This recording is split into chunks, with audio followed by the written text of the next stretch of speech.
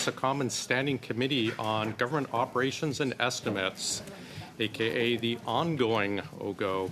Pursuant to Standing Order 1064, the committee is meeting to resume consideration of a request for contracts between the federal government and electric vehicle battery manufacturing companies. Reminder to keep your headphones away from the mic as it causes feedback and potential injury to our very valued interpreters. When the meeting adjourned yesterday, an amendment had been moved by Mr. Sousa, so we're resuming debate on the amendment from Mr. Sousa. I am starting to speak in order. I see Mr. Sousa, Mr. Genuis, Ms. Vignola, Mr. Sousa, and then Mr. Jawari. Mr. Sousa, the floor is yours.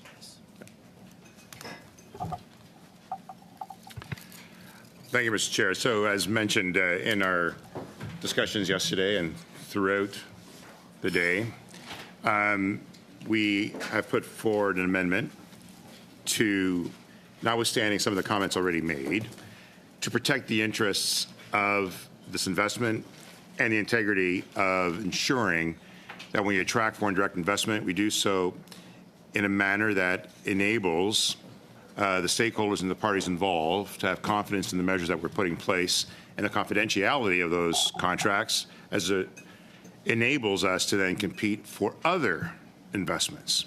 And notwithstanding some of the comments made that the shareholders in this case are the taxpayers, which I agree with, but in normal practice, even in the public sector or corporations or in private corporations, and after 25 years in the private sector myself and having been on 7 other boards and having been involved in a number of acquisitions and measures of attracting investments into Canada, it is always a concern that given the complexities and some of the sensitivities of these contracts, you put at risk the opportunity to attract even more.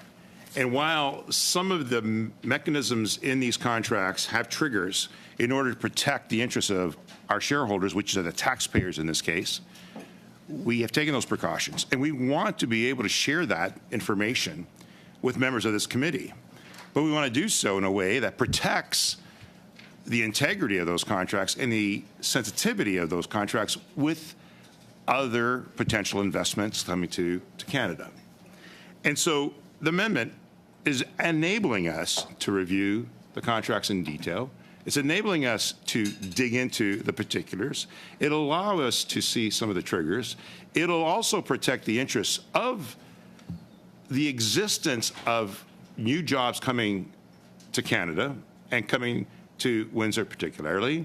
And certainly the President of Unifor has been very clear that the disruption of this investment and of this disclosure puts at risk some of the opportunities for their confidential matters that they've also been engaged with. So they're aware as to what this requires. The notion that we're giving foreign workers the ability to take jobs away from the Canadian potential is also not necessarily correct, because even when Canadians sell abroad and enable, for example, a CANDU reactor or something of that sort, they bring forward some of the expertise and skill sets that are required to do the initial transition and construction of that facility, as it is here. But we're also enabling a lot of Canadian skilled workers be trained in some of these matters as a result of the investment being made. And it's also important to note that the initial investment, the first tranche of the $3 to $4 billion is from the sector, not from the taxpayer. We're there in the second play. This will be highlighted in the contract itself, which again would be available to the members to review. And we're also suggesting that it be reviewed in conjunction with representatives from Innovation, Science and Economic Development, so that all of us can have a sense and an appreciation of what's being done. But to suggest now that we disclose the entire contract for public consumption gives other jurisdictions an opportunity to see what was being done and how competitive nature Canadians and Canada has been in attracting some of these investments, because we are competing with other jurisdictions and other territories around the world. And the individuals, the parties involved, look to Canadians and look to Canada to ensure that we protect their interests as a party to this contract.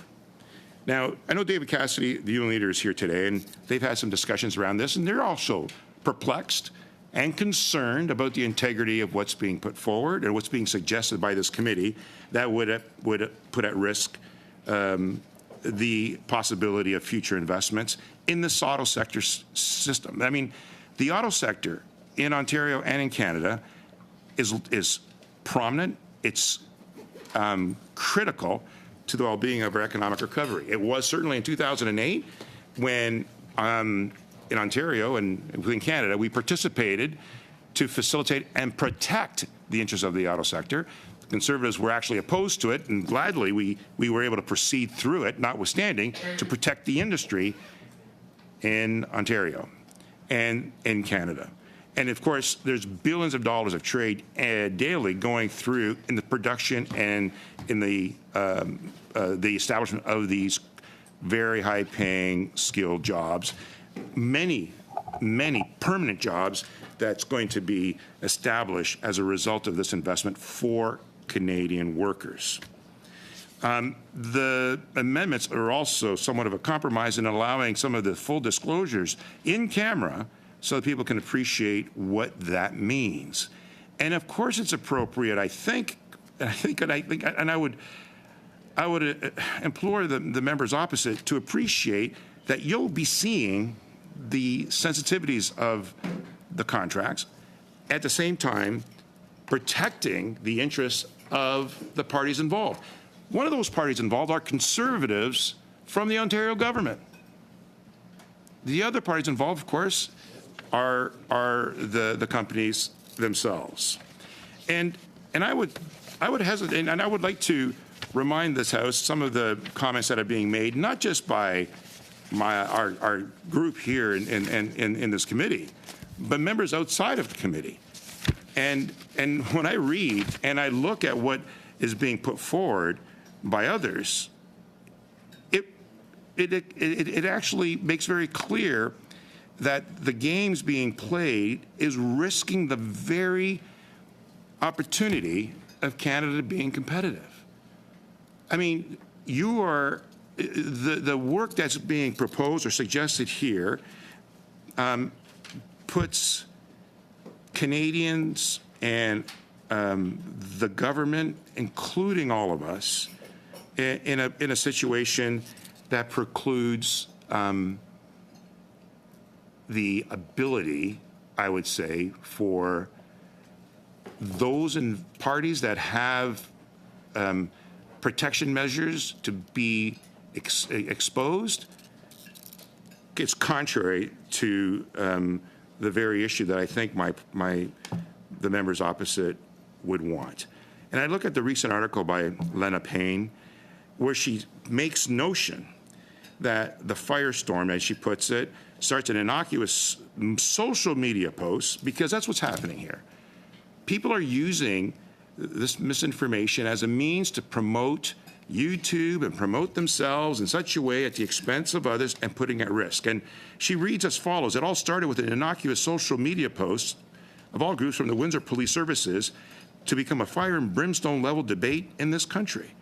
And she goes on to say, it's not every day that the police themselves find themselves in a major industrial job announcement in this country, but it was cryptic, suggesting, unsubstantiated, that 1,600 South Korean workers were coming to work and live in Canada.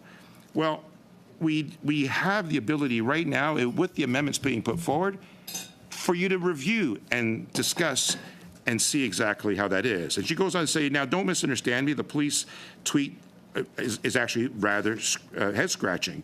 Anyone who knows anything about a startup of a major industrial projects knows that it takes a lot of different people in many different jobs to pull these things together. And it was unclear what jobs precisely are being referred to.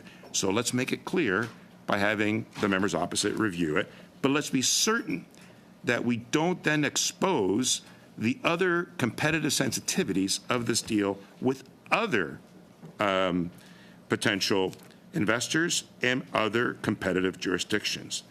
But anyway, she goes on to say, but it didn't stop this misinformation mill from working overtime. Rather, then investigate the claim. It goes on to say, every Tom, Dick, and Harry in this country decide to form an instant opinion on the matter. And that's the problem. People are jumping to conclusions, and people are making accusations, and they're standing by it without having misinformed. Just like they said when there was a terrorist attack on the Niagara Bridge, when in fact that wasn't the case. You can't just jump to that conclusion and recklessly say something and then find yourself having to backtrack. I'm suggesting, well, let's not backtrack at all. Let's review the documents in better conditions. It also says that federal opposition critics cried bloody murder, outrage that foreign workers are coming here to take away the promised Canadian jobs. And the ringleader, of course, of that circus, she calls it, wants a national inquiry into the matter. Well, we don't need a national inquiry. We have the ability to inquire right here amongst ourselves and enable you to see it, again, without exposing the conditions that puts us at risk. And for one thing, she said, there's nothing new about a Canadian firm leaning on foreign professionals when launching new industrial projects. That is so true.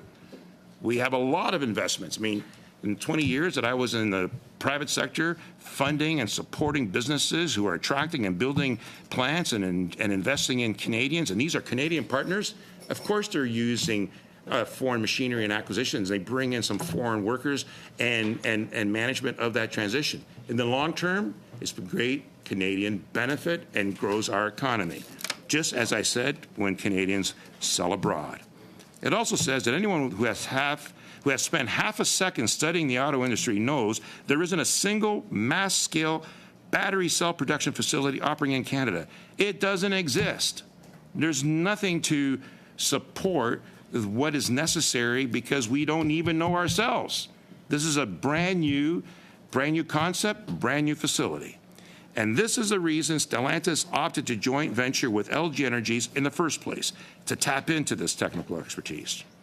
She further goes on to say that there's no difference than what happens during a vehicle production launch or a product launch. In fact, teams of U.S. workers were temporarily brought over the border to help with the GM Ingersoll plant and running and building the new EV delivery vans. And this plant also received substantial government investment, and no one batted an eye. Why is that? Why is it all of a sudden this one is of consequence, whereas the other ones from our U.S. counterparts are not? It is the same idea. And when the news first broke, our union commitment to investigate, what we learned is that, yes, there will be a team of Korean workers temporarily coming to Canada to install the equipment and the machinery. Certainly not 1,600 as was reported. And no, these workers will not be working permanently in the plant, nor will these jobs count towards the promised 2,500 direct jobs, it further states. So the ironic twist, as is being said, we've learned the program, though, through which Nexstar is transferring these Korean nationals into Canada, that it was the Conservatives up in arms, exists only because the Canada Free Trade Agreement that was brought in by the Conservatives, an agreement that was negotiated and signed back in 2014. So this existence is as a result and enabling this, so we needed that support. For gotcha. Come on. Unifor was among the few groups vocally opposed to the Korea deal at the time, warning that it would make further damage the already ailing Canadian auto industry. And the industry has strengthened since. We, in various government levels, took positions to support the industry. It was a symbolic blow at the time that brought job losses, but those plant closures and the possible extinction was at risk, and we don't want that to be the case today. By opening up these contracts, by putting forward some of what's being proposed, in the manner in which is being suggested, puts at risk that very issue. Now, either the Conservatives had a political affinity about manufacturing jobs, or they have terrible memories. Either way, they're officially talking out of both sides of their mouths as stated. And it's embarrassing, quite frankly, the tenor of political debate on this issue. The motivation is not about protecting Canadian jobs. It's not being seen as supporting the industry. It's being seen as supporting their own political visibility. They're promoting themselves as though there's something of consequence here, when all they're really trying to do is promote themselves and not protect the industry that we're trying to support. And it's doing a disservice, he says, to all of us who have been scratching and clawing to rebuild the auto industry into the powerhouse it once was. And no thanks to harmful conservative trade policy or economic ideology. She goes on to say, yes, there are major problems in Canada with huge exploitative migrant worker programs. And these problems also deserve the same degree of political passion and attention. And that's true. And that's why in the contract we make reference to some of the labor market agreements. And I believe the Bloc and the NDP were concerned about those very issues and language rights. And again, those are issues that we need to review and revise, and we want to make that clear. And that will be made clear, even including the amendments that I put, that this side of the table has put in the amendment. That doesn't preclude that from being the case. The situation really, had the situation really been about stealing away Canadian jobs, that's one thing. But the fact that we're having some foreign workers coming to Canada to help with the implementation of the plant, that doesn't preclude the fact that now we're going to have a lot of permanent jobs. So the alternative is not to do it at all. And the consequence of the addition that they're suggesting at $15 billion is the equation that they're using. It's done in parcels. So the first tranche, $3 to $5 billion, is coming from the foreign entity, not by Canadian taxpayers. We are being protected with the execution risk. A major risk in this proposal is the actual construction and development of the plant. The initial capital investment is huge, massive. And the fact that there's going to be subsequent support on an operating basis thereafter is done in tandem with the creation of those permanent jobs, and then the revenue stream that's going to be coming in to Canada, and the taxes that it'll also provide to support Canadian taxpayers. That'll be done subsequently. It's not being done all at once, and it's certainly not being done by Canadians at the start. The risk is being assumed by the foreign entity, and that is important to note. Now, it says she further says it's embarrassing, quite frankly, as I said, the tenor of the political debate. It's also doing a disservice to all of those who have been scratching and clawing to rebuild this industry. Yes, there are major problems in Canada, which we need to support in regards to the working. And had the situation been around the Canadian jobs not being provided, that's one thing, but they are being provided. They're not being stolen. No jobs are being taken away as a result of this investment. So no one has more of a stake in this matter than the Canadian auto workers, it says. The Nexstar battery plant will provide jobs to help transition workers, including uniform members displaced by the EV shift, and it's a linchpin for future EV assembly, and uniform members will do it both in Windsor and in Brampton. Frankly, we could have had greater opportunities in this investment had we have had initial support as well. And that is why we continue to foster this engagement, and it's important we do it at this time. Frankly, it's a bit too late. I mean, I would have liked to have seen more of these EV investments from the get-go. In Ontario, we had a cap-and-trade system that had dollar-for-dollar reinvestment in the green energy projects by law, and that cap-and-trade system was taken away by the Conservative government after they came back and after they came into power in 2018. And it's a disservice initially on these EV opportunities. We're 4 years delayed in some of these enablements because it was secured when we were part of the Western Climate Initiative between Quebec and California. And we were netting about $1.2 to $1.9 billion. Reinvestment in opportunities to grow our economy, grow the green economy, and get ahead of the curve on these very factors. It's incredible. It's critical that we stay at the forefront. And if we don't find these investments, if we don't encourage these investments, then we're just stepping back and we're letting the world get ahead of us. And by disclosing these contracts and ensuring that you review them and put it out for public consumption, you are telling the very investment entities and the other jurisdictions that they can't trust? The Canadian government. The Canadian government is just going to show everybody the deal. What's important to share with the taxpayer and with the people of Ontario and Canada, because this is being built, one here and the other one in Quebec, there's going to be initial requirements to share the job opportunities and the GDP growth and the net benefit to Canada. That net benefit is being done. And to the members opposite, you'll have a chance to see it. You'll have a chance to review it. You're going to see it as you require it. But do not then put at the public display the sensitivities of the competitive nature of those contracts and of what we are doing. The Next Star battery plant will provide jobs to help transition workers, including uniform members, displaced in the EV shift. This is the linchpin, as it says, for future EV assembly. Uniform members will do both in Windsor and Brampton. And without comparable government supports for battery plants as provided by the United States, this plant would have been built south of the border. And that's the crux of this matter.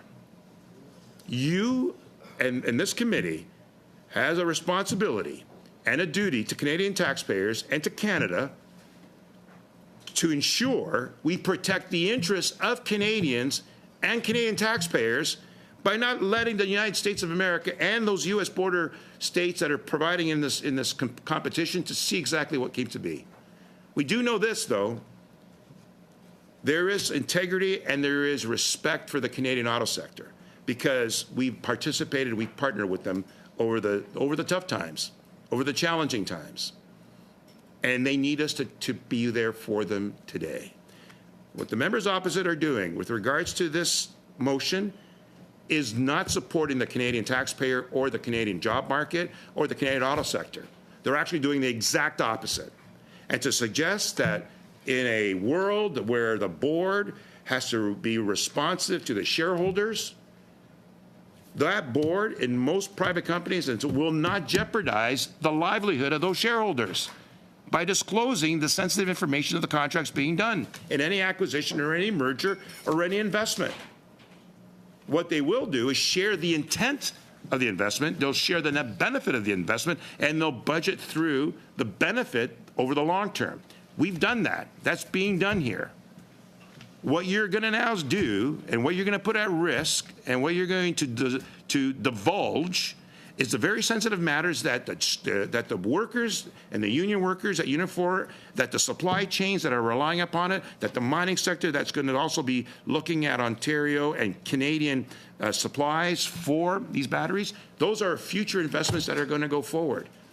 You're not going to enable that if now they see, well, gosh, if we do this, if we make these proper investments, we're going to have to show to our competitors what our margins and what our deal is, and risk then not competing effectively.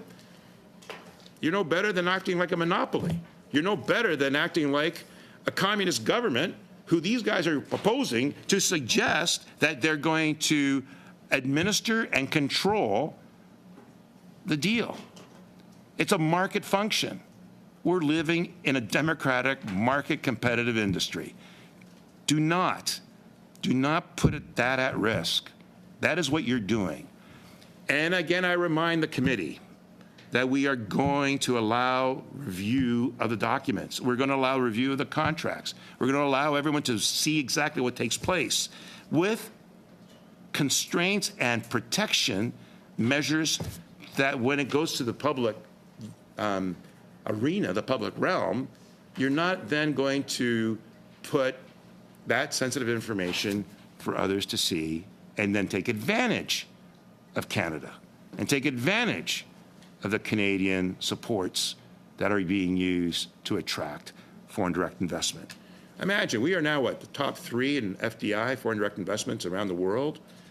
This area of southern Ontario is probably about 50 to 60% of Canadian GDP. The auto sector represents a huge part of Canada's GDP. And now you want to play around as though you're suggesting that this is nothing. Everybody should be aware of it. Everybody should be sensitive to what is being done. And I agree that we should have awareness of the deal. We have made that clear. But even small business transactions, even small investments, they will not want to share, for example, the construction of a building or a real estate project with other contractors. They'll put it out to RFPs. They'll attract 10 or 12 contractors and suppliers to bid on the deal, and the best will take it. We've done that here. If you open it up, you've now given the other competitors the opportunity to see, well, wait a minute, that's how it's played, that's what they've done, that is where we have to tweak. We need them to do that on their own. We need them to we need them to be competitive. We can't allow Canadians and Canada to be taken advantage of for that purpose. And it'll end up costing all of us that much more. She goes on to say, in today's politics, why should the facts get in the way of a good story? And I think that's a great conclusion here. So much of what I've been hearing, certainly in this committee and throughout some of the antics in the House, is misinformation. Mr. Chair, there has been constant misinformation and misdirection. I mean, on the one hand, I hear the leader of the party, of the Conservative Party, talking about investing, trying to explain to an audience in Toronto on a Bay Street in an economic club the merits of quantitative easing to somehow reflect on monetary policy after his Bitcoin debacle. In fact, all he did was read from a script, and then he misinformed himself because he didn't know what he was talking about. By doing this, you're reinforcing your lack of sensitivity, lack of understanding in transactions involving multi-billion-dollar transactions and investments into this country. And you do this in the way that's being proposed without the amendments that's being suggested, because the amendments add those protection members while still allowing members opposite and elsewhere to review it and to give themselves the necessary information to protect their own assumptions, because that's all it is at this point. So fine, let's determine what the reality is, let's determine what the truth is, and then speak with greater confidence instead of making it up.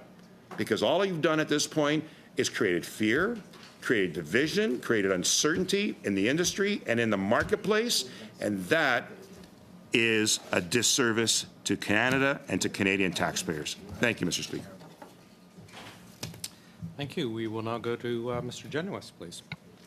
Thank you, Mr. Speaker. We've just heard the former finance minister under Kathleen Wynne talk for half an hour about transparency and economic management, and I would just briefly encourage the listening public to consider the source.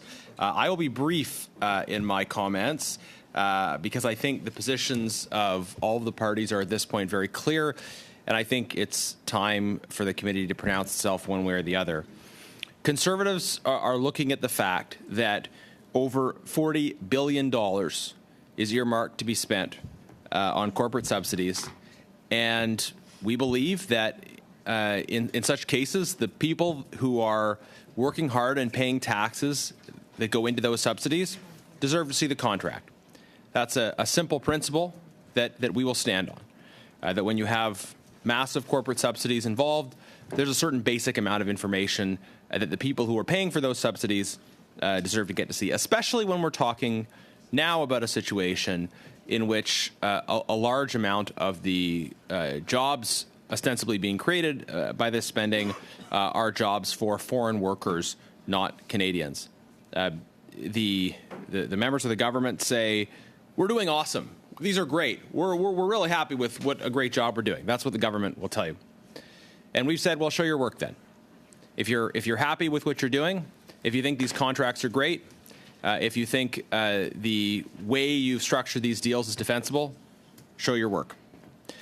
The government does not want to show their work. We favor transparency. They don't. The amendment that the former Kathleen Wynne finance minister from Ontario has proposed is about trying to bury this information. It talks about hiding documents, no notes being able to be taken, copies of documents being destroyed. And that's the Liberal approach. They want to bury this issue. They want us to believe they're proud of their work, but they do not want the public to see their work. We think that's dead wrong. We believe in transparency. We don't want to let these corrupt Liberals hide the nature of the deal they've made. We believe the public should get to see it. So, Mr. Chair, you know our position, you know their position, and we're ready for a vote. Yes. Colleagues, are we interested in going to a vote right now? Yes. Okay. Mrs. Vignola, the floor is yours. Merci beaucoup. Thank you very much.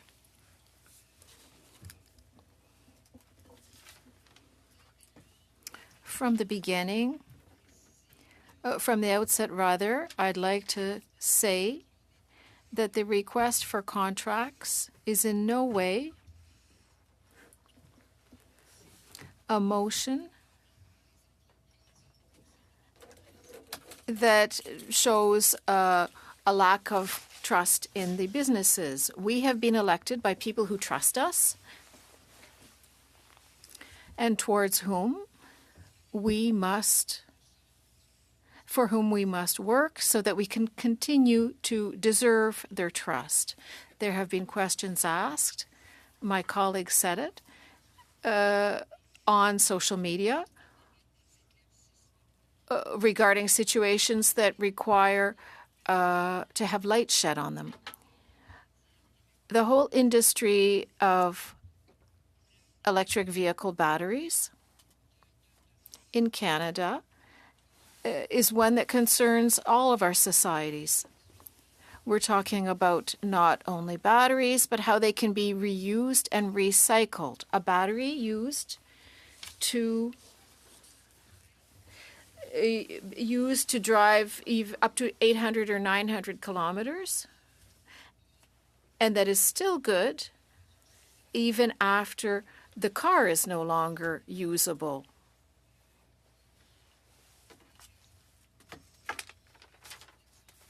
It could be used for housing, for example, to store electricity in a house. This sector would give new momentum to the automobile industry. It's now mainly concentrated in Ontario and not elsewhere in Canada, as it was in the past. I can also see the potential of these businesses for supporting the energy transition in Quebec and in Canada. I can see all that potential. The investments are enormous, of course. There is potential. Economically speaking, will this potential be realized? That's the question. It's important to ensure that it will be. I'm not in favor of the amendment for various reasons. First of all, no matter what we read or hear, that would require us to neither reassure our population nor inform it if anything is not right. We won't be able to say it's a good contract, your money will be well invested. We won't be able to reassure our voters. We won't be able to say there's a problem with the agreement, but we'll try and fix it. We'll all be required to keep everything confidential, and that's a problem. When we're required to keep everything a secret, when our citizens want to be reassured and informed, then how are we going to earn their trust? So that bothers me. we have to be accountable to our fellow citizens. Yes, I want to be informed, but so do my fellow citizens, and I'm working for them.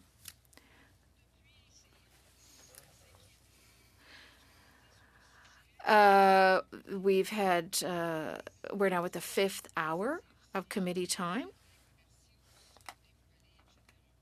We're talking about what could happen if ever contracts are revealed.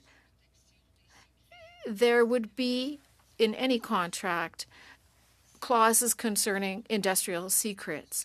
And if the companies that we're discussing now don't have such clauses in their contracts, and yet they've already done business with the government, it should be said that the government is increasingly transparent and accountable to citizens. That's the trend. If there are no professional secret clauses, I'm wondering, in their contracts, I'm wondering who on earth is negotiating for them. I'll say it again. The problem is not with the company themselves. It has to do with the need for transparency.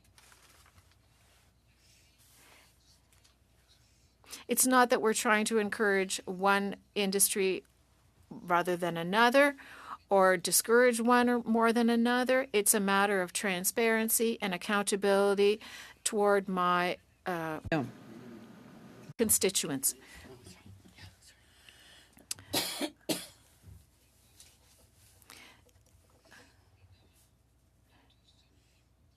Everyone's needs have to be met in the future. When we're talking about 600 people coming to set up machinery, I thought we already had excellent universities and colleges that train people in building mechanics, electrical engineering, IT.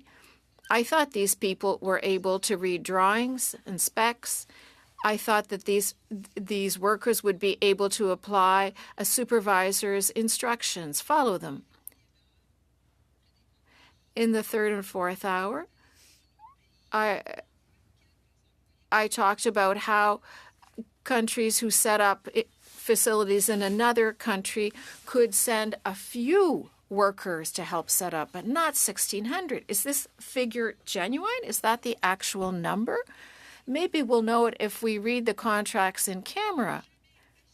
But if we do read them in camera, we'll never be able to reassure our fellow citizens that there will be a certain number of temporary foreign workers to set up a facility that our own workers would be able to set up.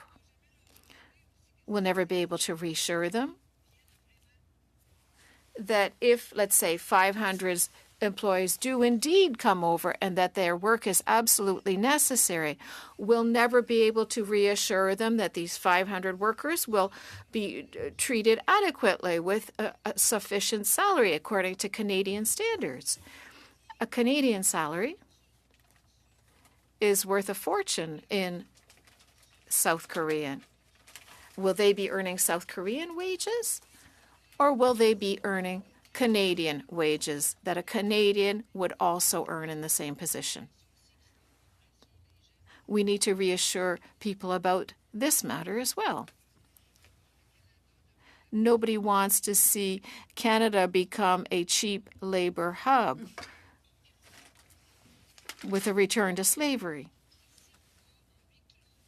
If we look at these contracts in camera, these questions will not be answered openly, and we will not be able to reassure our fellow citizens or inform them, and that's the problem with this in-camera aspect of the motion.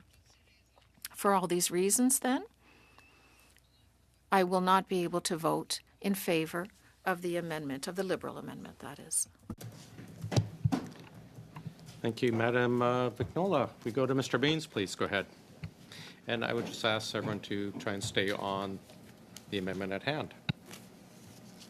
Thank you, Mr. Chair. And, before I get to the amendment, I am a little bit disappointed about how we've sort of landed in here today. And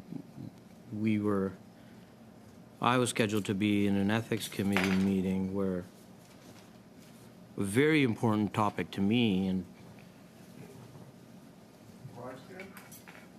no, actually the social media study that we're doing to protect Canadians and the future generations against misinformation, disinformation, domestically. I'm going to ask you to stay on the... Yeah, so there is relevance. I'll get to it, but I'm just curious about how some of these proceedings take place. You know, we had a vice chair that was able to, you know, sit in, but for some reason we're here and we're just playing some games ultimately that I think everybody is being witness to right now.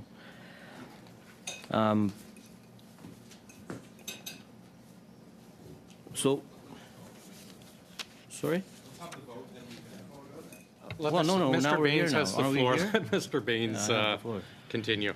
You know, I'd prefer if the clerk could maybe clear that up. And we've listened to your explanation, Mr. Januis. I'm not sure it was correct. So batteries we're talking about, they are the future of our automotive economy. Point of order, relevance. This is about the amendment, not about EVs. This is about the... Mr. Perkins, continue, Mr. Baines. We just again ask everyone to stay closer. I'm getting to that.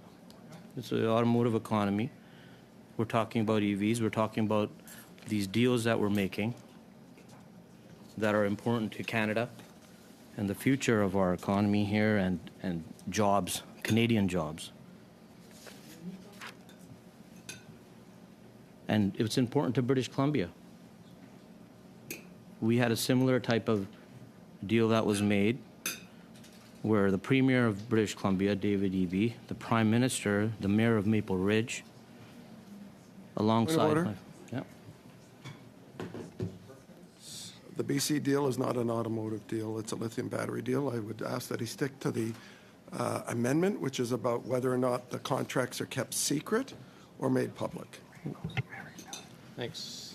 Continue. The floor is yours, Mr. Baines. It is about a contract, and that's what I'm talking about here. I'm talking about similar deals and why we're getting into a situation where we all know that when it comes to large investments and when developments included in these investments, there's knowledge sharing that takes place, and we have people who need...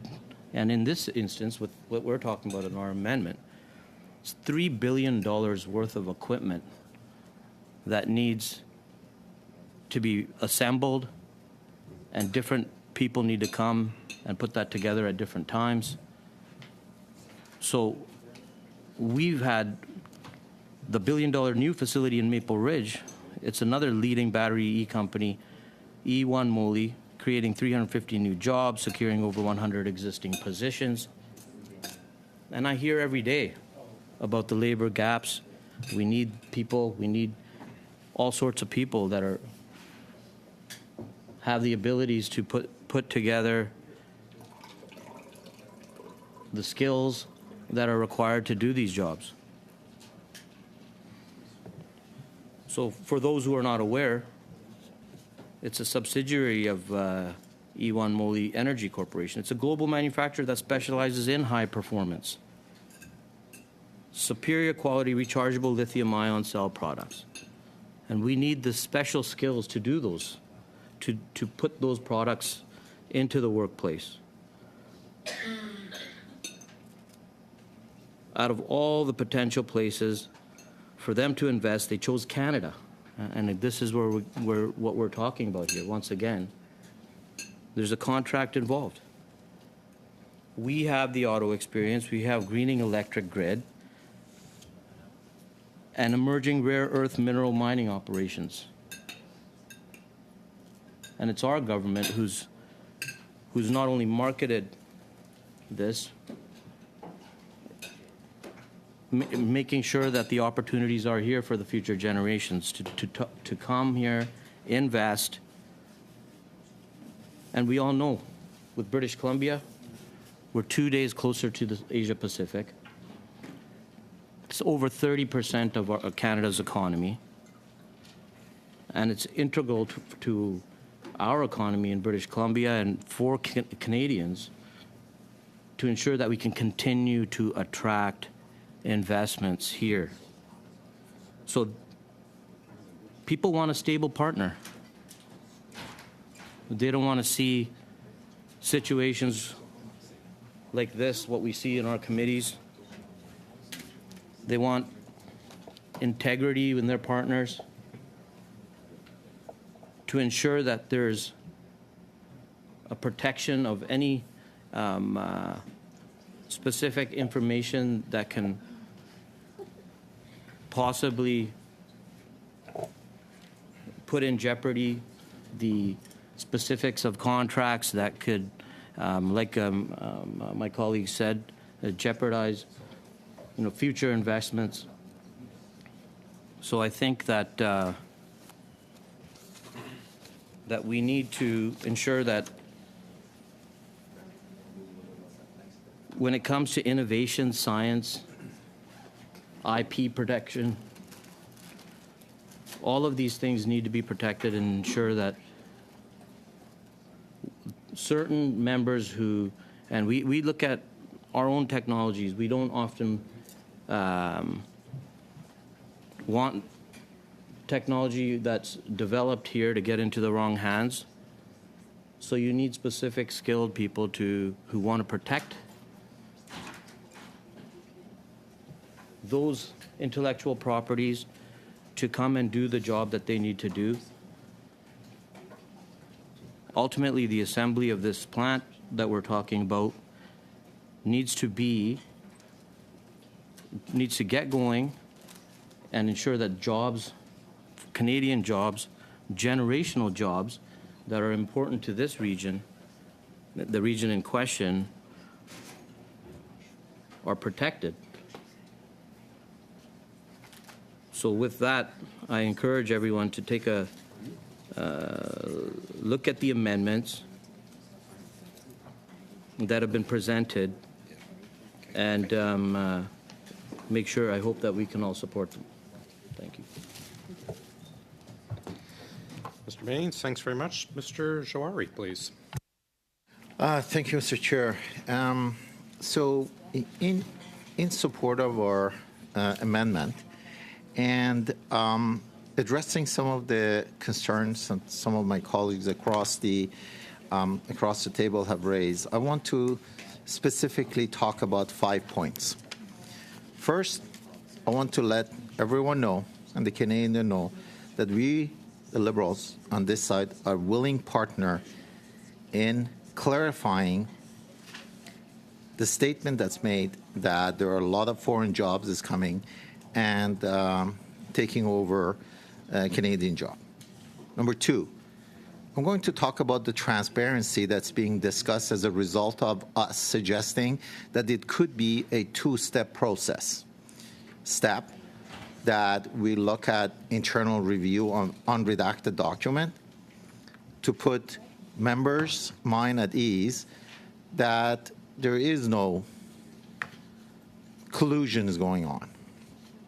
And then for protecting many things, including investors' IPs and government thing, we are willing to, put a redacted document, publish it. I'm going to talk about integrity and the integrity that we need to make sure that we follow and we trust our departments that they're enabled to do through the procurement process, and this potential unintended consequence when we constantly try to open up contracts.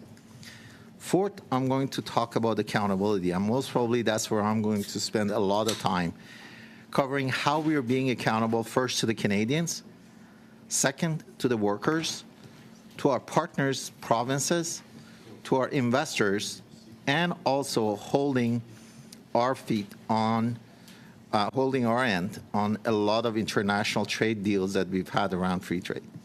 And 5, I'll be closing with restating the facts. And the fact is, there was a hiring plan submitted to the government as part of the negotiation for the incentives that the company would be receiving. And those hiring plans will clarify everything, and they are available regardless whether this is a redacted or unredacted, which I think is at the core of it. So, willing partner, transparency, integrity, accountability, and stating the facts. So let me start with willing partner. So we, as much as every member of this committee, are committed to make sure that we clarify. Why are we interested on that? Because this is a success story. This is, at least in this case, in Windsor, is going to create 2,500 jobs, Canadian-owned and operated jobs. It's going to create hundreds of jobs during the construction. It's going to create hundreds of jobs during the implementation. We're going to train our Canadian workers on the technology through the knowledge transfer by the owners of the technology. And we're going to learn. And we are going to make sure that there is a lot of downstream implication. So we're not trying to hide anything. We're actually jumping in the opportunity to be able to highlight all of these. A lot of that is done, but this is a great opportunity for us to be able to actually use the hiring plan that was submitted to the government of Canada during the process of incentive negotiation and highlight that. It will talk about the full-time job. It will talk about how some of these so-called foreign labor are actually expert, that they're coming here on a part-time basis, and they will cross the border to U.S. to do exactly the same thing in U.S., and how our Canadian workers are going to get trained. We're going to show and highlight how Canadian summer jobs are being created as a result of that. We're going to show how many people, many individuals are going to be able to have an opportunity to work on a sector that's growing not only in Canada, but it's growing across the world. And they're going to be part of a success story and is going to put Canada #1. So we are a willing partner. We are a willing partner, however, under certain conditions. And those conditions is where we are focusing on integrity and accountability. But there's been a lot of conversations had around the fact that we are trying to hide these things from the public, therefore we are not transparent. Well, if we are the representative of the Canadian people in this House and in this committee, then the opportunity is presented to us to be able to conduct an internal review of unredacted documents. If people of Canada have trusted us to be in this room and voted us, I am sure they can trust us, our judgment, for having an access to unredacted documents that will be able to bring comfort to all the members in this House and in this committee that there is nothing to hide, aside from protecting everyone, protecting Government of Canada, protecting the investors, protecting the Canadian job. However, as a next step, what we're suggesting is that we will publish the redacted document in our site. And once again, I am trying to reassure everyone that to the best of my understanding, what is happening is the hiring plan submitted to the Government of Canada during the process of incentive negotiation will be made public regardless of whether this is redacted and unredacted. And that will help demystify and help reassure everyone. So on the transparency, our commitment is to full transparency, and we will bring the contract to the committee members. And we are also saying, hey, look, why don't we work together? There is a study in Industry Committee. We invite them to join us, or we join them. Look at these documents, okay? And then what we'll do is we'll publish the redacted document. There's always, if you're not comfortable, we can come back and have another motion. So as far as transparency, I think we're being completely transparent.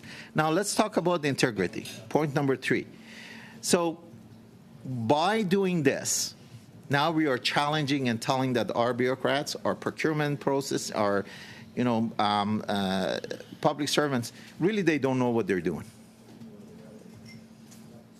And what we are saying is we are saying a very, very dangerous precedence that every time now everything is getting negotiated, we're going to go and say, well, we don't like it. We heard this through media, or we heard this through some social media posts that this is wrong, so let's open up the park. Who's going to come back and invest in Canada if that's what the process is going to be?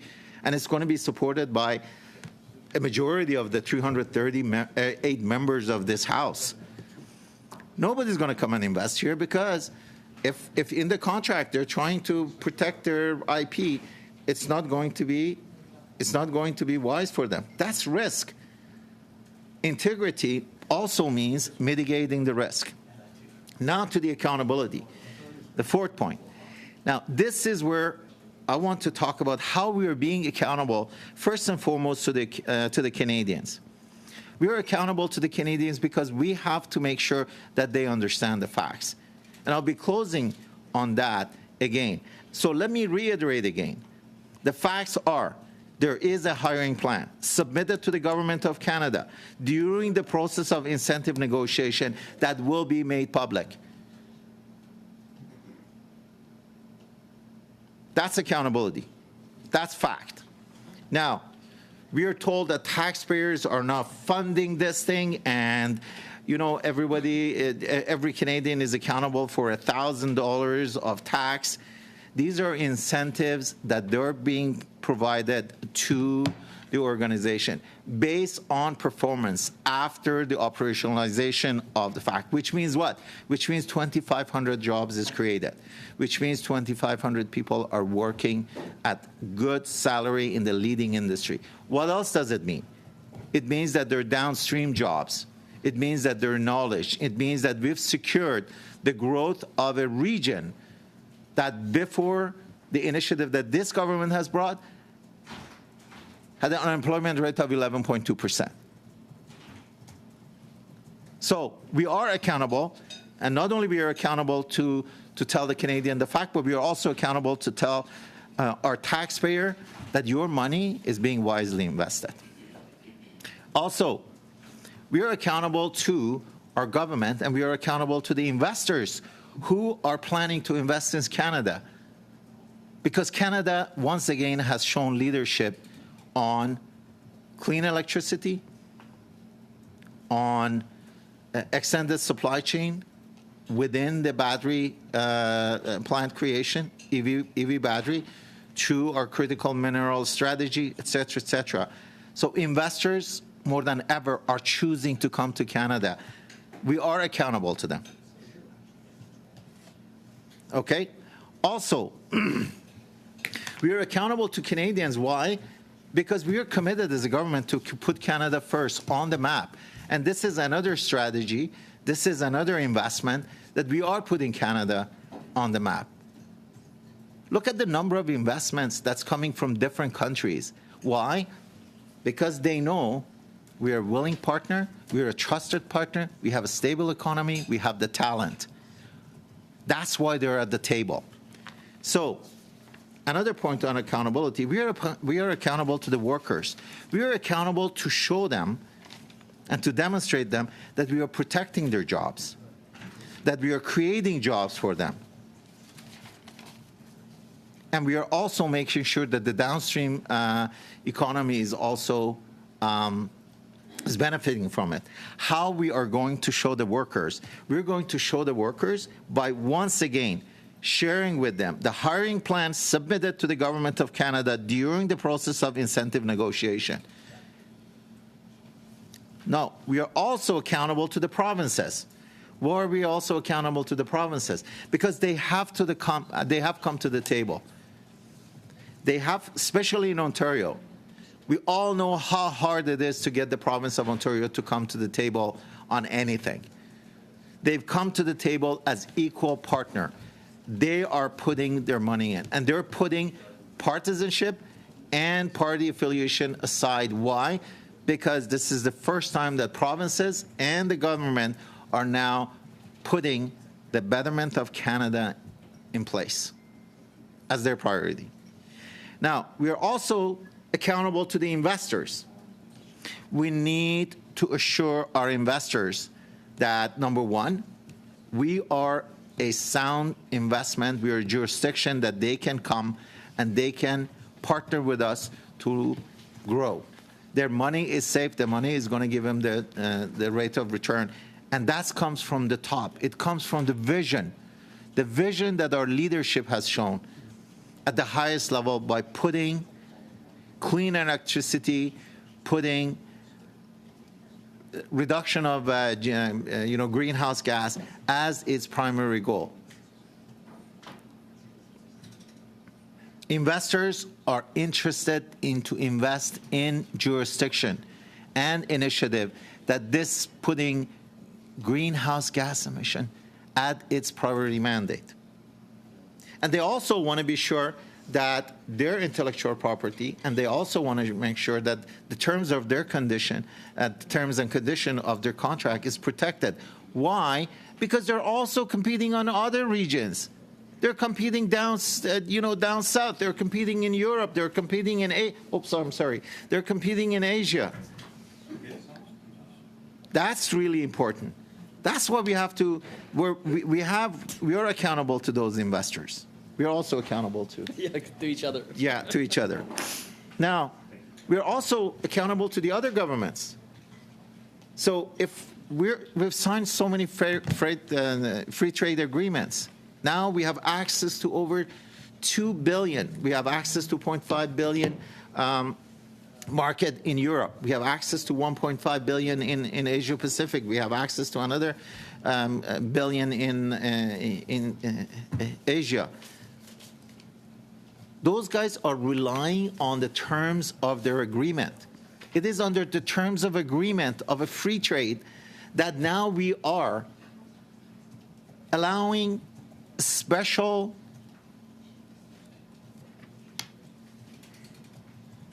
skilled to be imported under the free trade agreement to be able to help us operationalize a plant.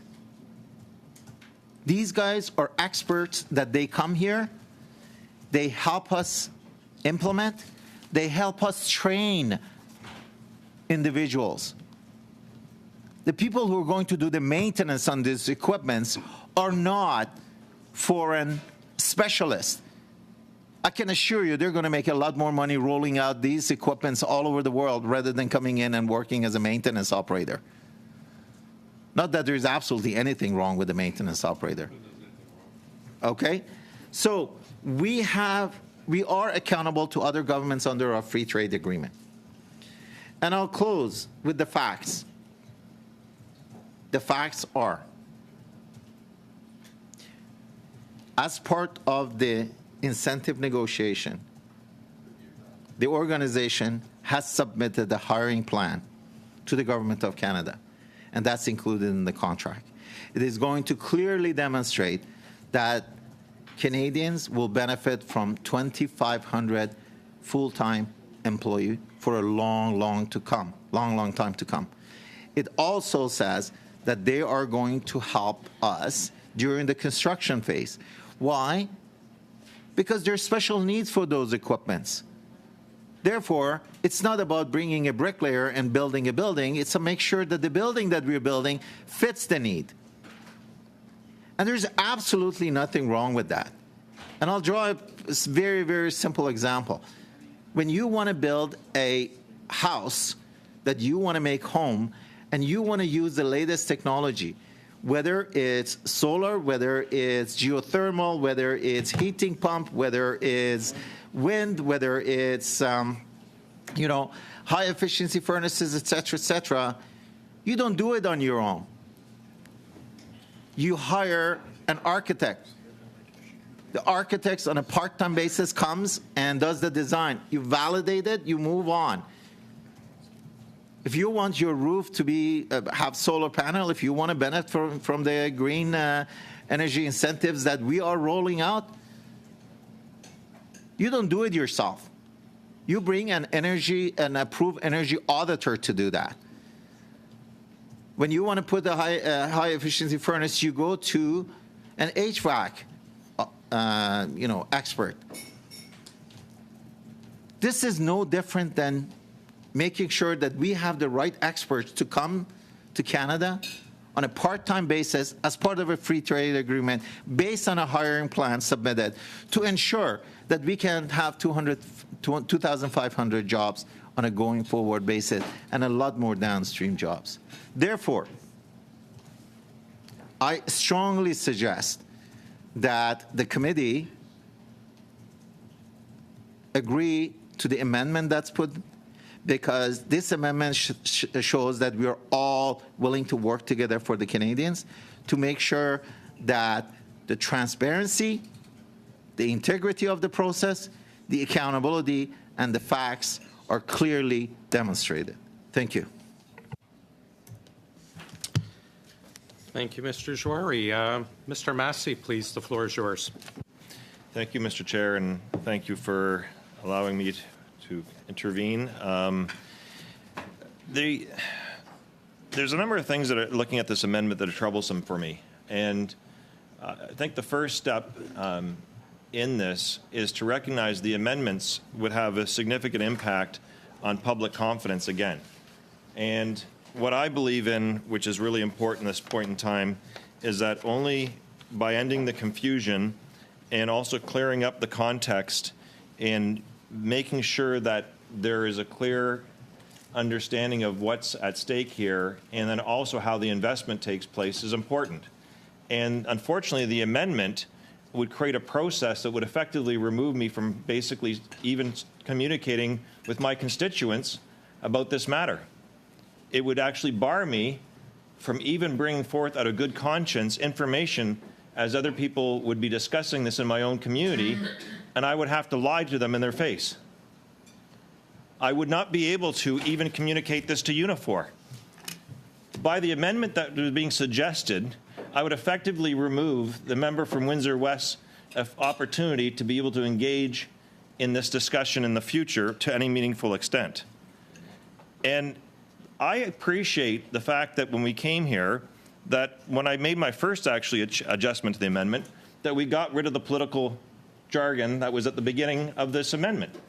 Second of all, I supported the Liberals in getting rid of Clause G and H because it was a process that we also weren't comfortable with. But here we are with this amendment at this point in time I cannot support because I believe it's actually going to cause more problems in the future as opposed to improving the situation. We have so many different numbers that are out there right now. And the member from Windsor-Tecumseh says, no, we don't. So we've heard, even today, some different numbers that have come out. So when I asked my first question in the House of Commons, it was one job. And then later on, it becomes 100 jobs, 1,500 jobs, and then the job numbers are changing constantly. And so that's an issue in itself. Whether the contracts will give us that specific information, we'll find out. And I think that, one of the things that was interestingly made was that the companies, when they sign these agreements with the government, they already have non-disclosure clauses on what they don't want to go public.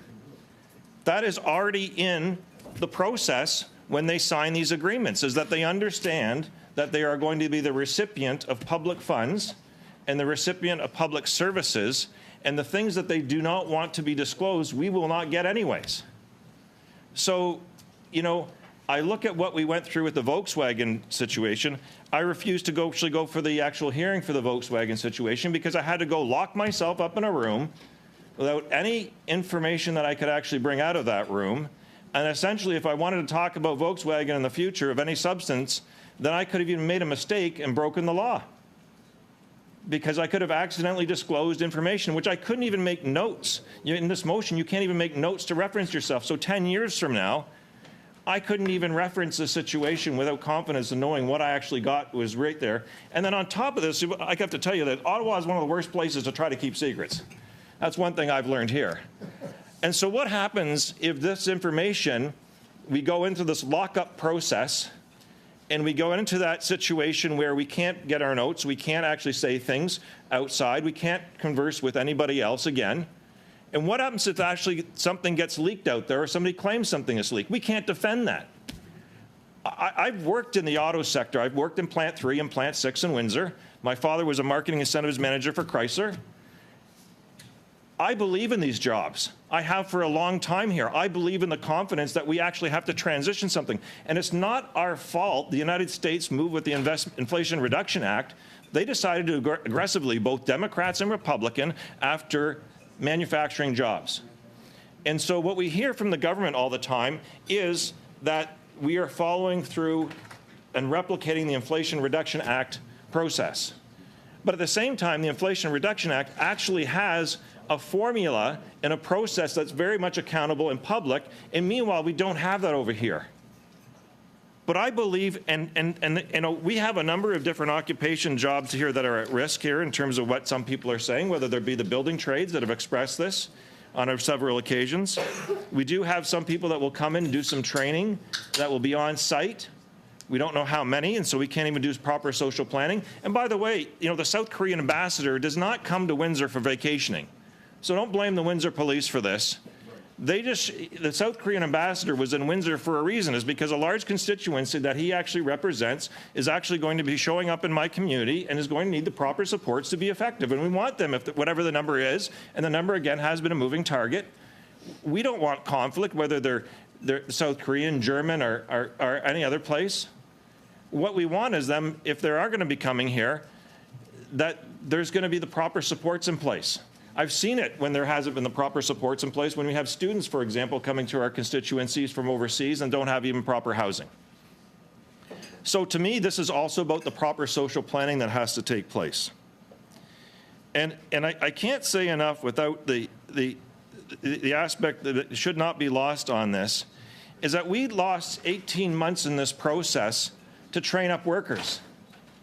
We lost 18 months to train up workers, which we have done traditionally in the auto sector on a regular basis. We've been assembling vehicles for over 100 years and have built in the supports and capacities to reduce those people. And so what I'd like to find out from this process right now is whether or not, whether they're from Windsor or from all the other places coming forth, whether we can actually use this situation to train up more workers, so we need less people coming from overseas for this particular situation. And this, again, is unique because the Inflation Reduction Act is a large spigot of funds that's taking place in the United States that we're responding to from here on this side.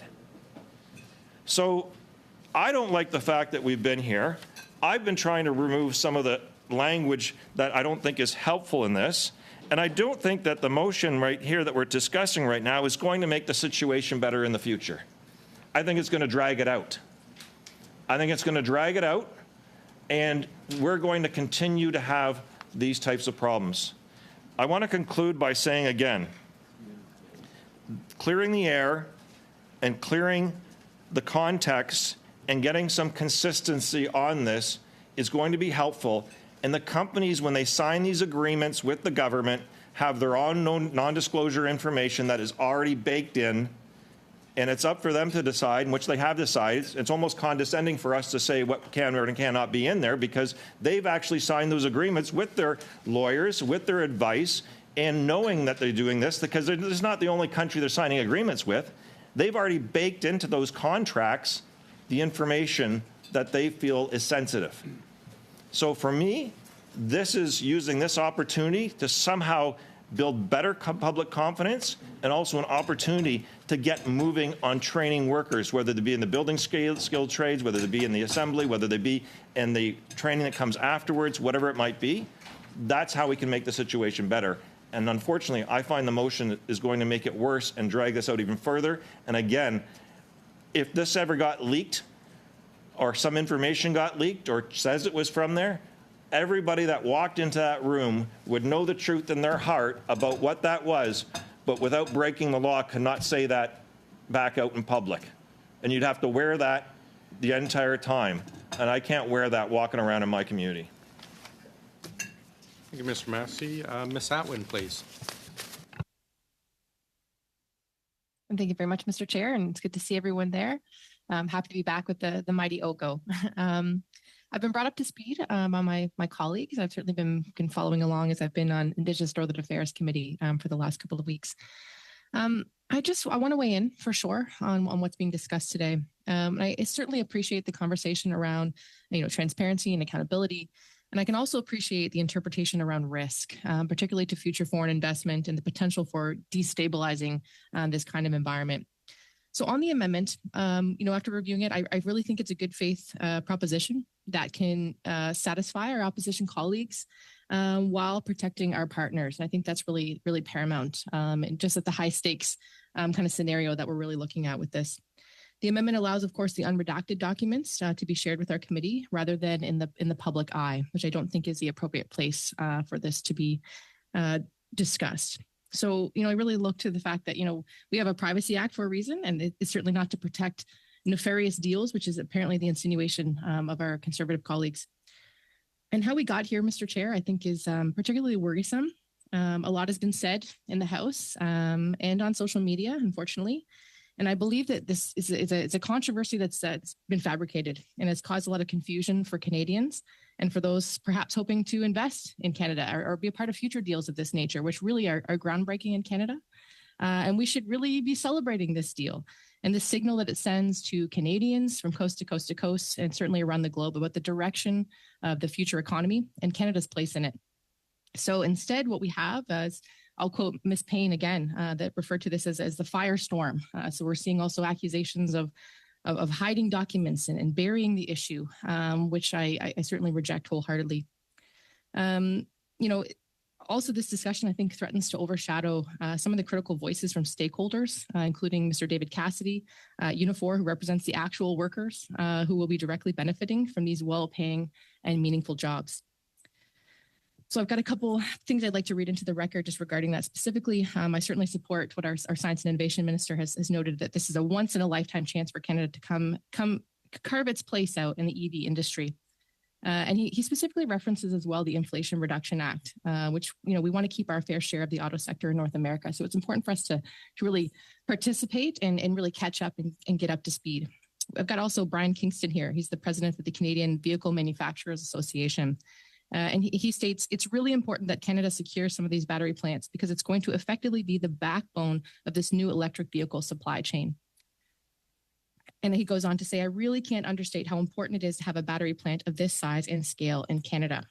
I've also got Mark Stewart here, who is the Chief Operating Officer of Stellantis, who said that the United States Inflation Reduction Act, which added incentives for companies to locate EV plants south of the border, changed the landscape for battery production in North America, making it challenging to produce competitively priced state-of-the-art batteries in Canada without an equivalent level of support from government. So I see, there was also a mention around corporate subsidies, and I can certainly appreciate that discussion, and I think there is a place to have that conversation. But I think context is everything, of course, Mr. Chair, and certainly in this case is no exception. The Inflation Reduction Act absolutely changed the game. And I'll turn now. I really would like to thank our opposition colleagues for being in committee today and in using very, I would argue, a bit more judicious and thoughtful word choice, because what I've seen in the House, particularly in question period and on social media, really worrisome, as I mentioned, this issue specifically respective use of the term replacement workers. So kind of sharing this idea that Canadian union jobs will be stolen or taken by foreign workers, specifically from North Korea. I think we can all agree that we need to be really careful with how this discussion is framed and what some of those impacts could be in broader society. This language to me has a dangerous tone and a potential harm. We need to be clear about what we're really talking about and what the next steps are. And so really, this is about Nexstar's plan to hire technicians, including temporary staff, to install and test equipment, to transfer some of that skill and knowledge that we really require to be part of this new and exciting, green economy that really is absolutely the future. And I'm really proud to see that our government is stepping up on. It also, again, paves the way for these, more than 2,300 plus Canadian unionized jobs. So again, context is everything here. I think it's really important that we stay clear to the facts. And Mr. Chair, there's no smoking gun here, and I don't think we should pretend that there is. So I support the amendment. Thank you. Thank you. Mr. Kuzmierczak. And that's any Mr. Check. We'll go to Mr. Sousa, and then we'll come back. He's going to. Mr. Sousa. Yeah, thank you, Mr. Chair. So I appreciate the comments being made by all members here, and I appreciate the desire and the responsibility of us as representatives to act in the best interests of our constituents and of Canadians. And I respect that, and I appreciate that's exactly the intent that's being made here by members of the Conservative Party, particularly, and all sides, frankly. We have that duty, right? And that's why I implore everyone to take caution in divulging the information wildly because of the implications that it may arise relative to the competitive nature. But I want to reinforce some of the comments that were made just today. It was stated by David Cassidy, the chair of Unifor National Trade Council and the president of Unifor Local 444, reinforcing that this is the single most important investment in history in their community in Windsor. And he goes on to say, my message is pretty simple. This has churned into nothing but political hay, and the facts in the matter are, if we are not part of these investments on a global scale, then we're out of the game. Windsor used to be the automotive capital of Canada, and then we had some downturns in the economy, and everything seemed to stop. We bargained for these new investments, and we continue to see this battery electric vehicle production facility as a means by which to move forward. He further states, Windsor is now the gateway to manufacturing in Canada. That's where manufacturing starts. And we have skilled trades. They're on the job. And let me remind people, these South Koreans, that deal was done back, the South Koreans that are in the deal was done back by the Conservatives when they allowed the free trade agreement with South Korea. They're the ones who started this, he says. It's nothing abnormal, however. He goes on to say, I'm an electrician by trade. It's nothing abnormal when we build machinery here that we follow it, whether it's to Asia, whether it's the United States, whether it's to Mexico, to make sure it's up and running. Mr. Cassidy goes on to say, and this was today, he said, there is proprietary stuff in this equipment that we've got to make sure is right, and we get it right. He goes on to say that the Conservatives don't talk about the 600 jobs that we have that's going to be in engineering alone. And we have it at research and development, and that they're going to be put forward them jobs in there too. He says that they don't talk about the 2,500 members of my local, 444 that is, going to be my local when it's up and running and rolling, and that are going to build these millions of batteries. And this has turned into nothing, he says, but political hay, and it's driving me crazy, he says, because we have more investments coming to Windsor. He notes that we have another company that's going to invest $3 billion with one company, and they have a decision to make if they're going to come to Windsor or if they're going to go to Mexico. And when they see what's going on here, that he says is ridiculous, he says.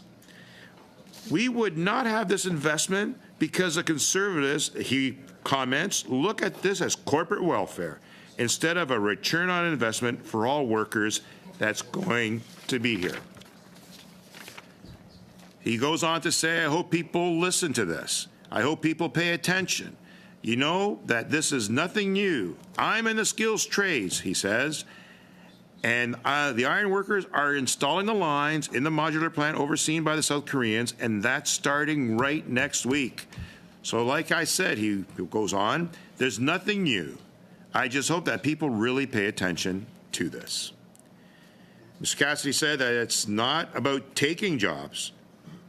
This is about the equipment that they have built in South Korea at the battery plant. They're coming here to help install this equipment, whether it's an electrician, whether it's a millwright. These are workers that are going to be here temporarily assisting, and they're not staying. He goes on to say that today on the job site, there's about 1,000 skilled trades putting the building together. And that's going to create over 2,000 jobs as we start installing the equipment into these facilities. He reminds us that this facility is large. And he goes on to say, he goes on to say, I think it's quoted as about 20 Rogers Centers. That's 20 Rogers Centers, he says. Just imagine that. It's a huge facility. He stated further, we've got to get this battery plant going. He says, we need to make sure that all the theatrics and all the political stuff is gone. He says, like they're asking for a national inquiry, it's like, he's talking about this as a national inquiry, on what, he says. What is a national inquiry on, he's asking.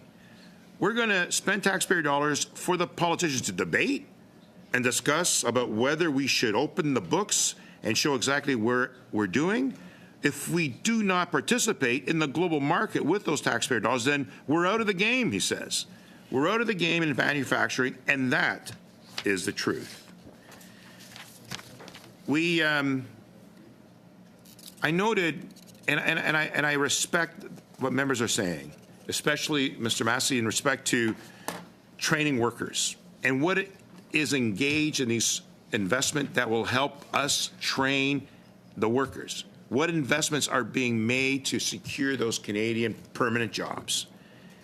And you say, I can't go in good conscience, look at the contracts, determine what is being done, and not be able then discuss them if the disclosure suggests that Canadian workers weren't being made.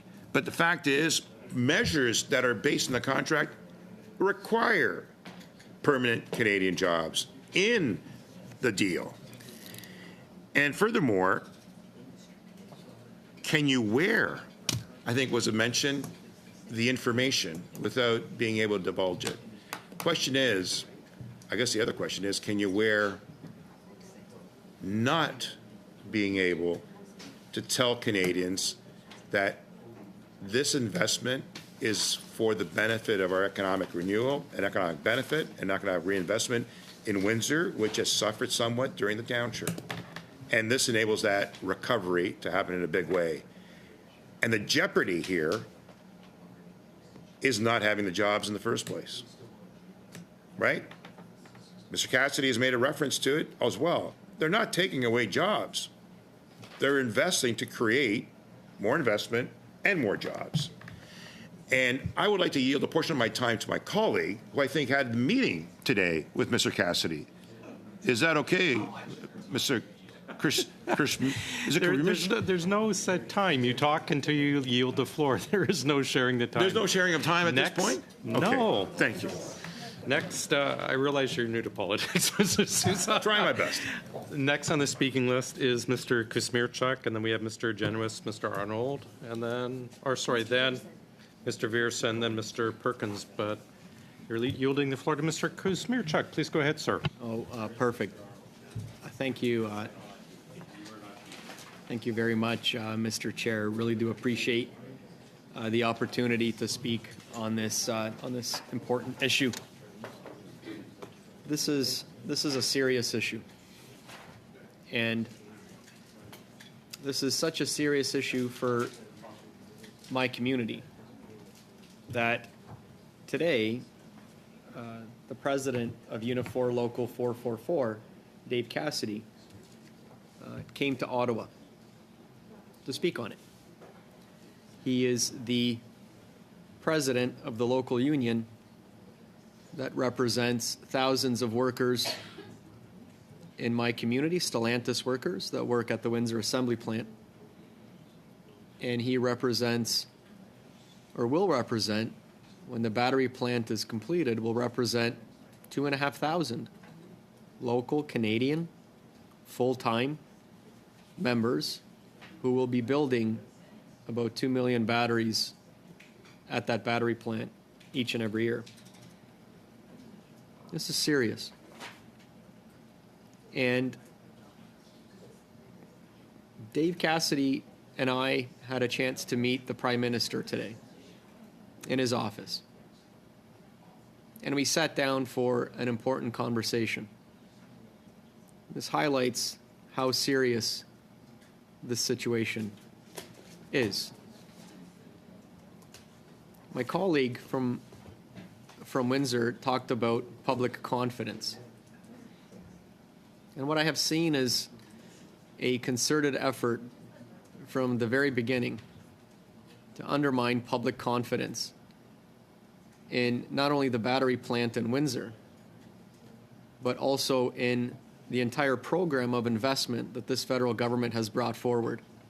$30 billion plus of investment in communities like Windsor, in communities in Quebec, communities in British Columbia, communities in St. Thomas.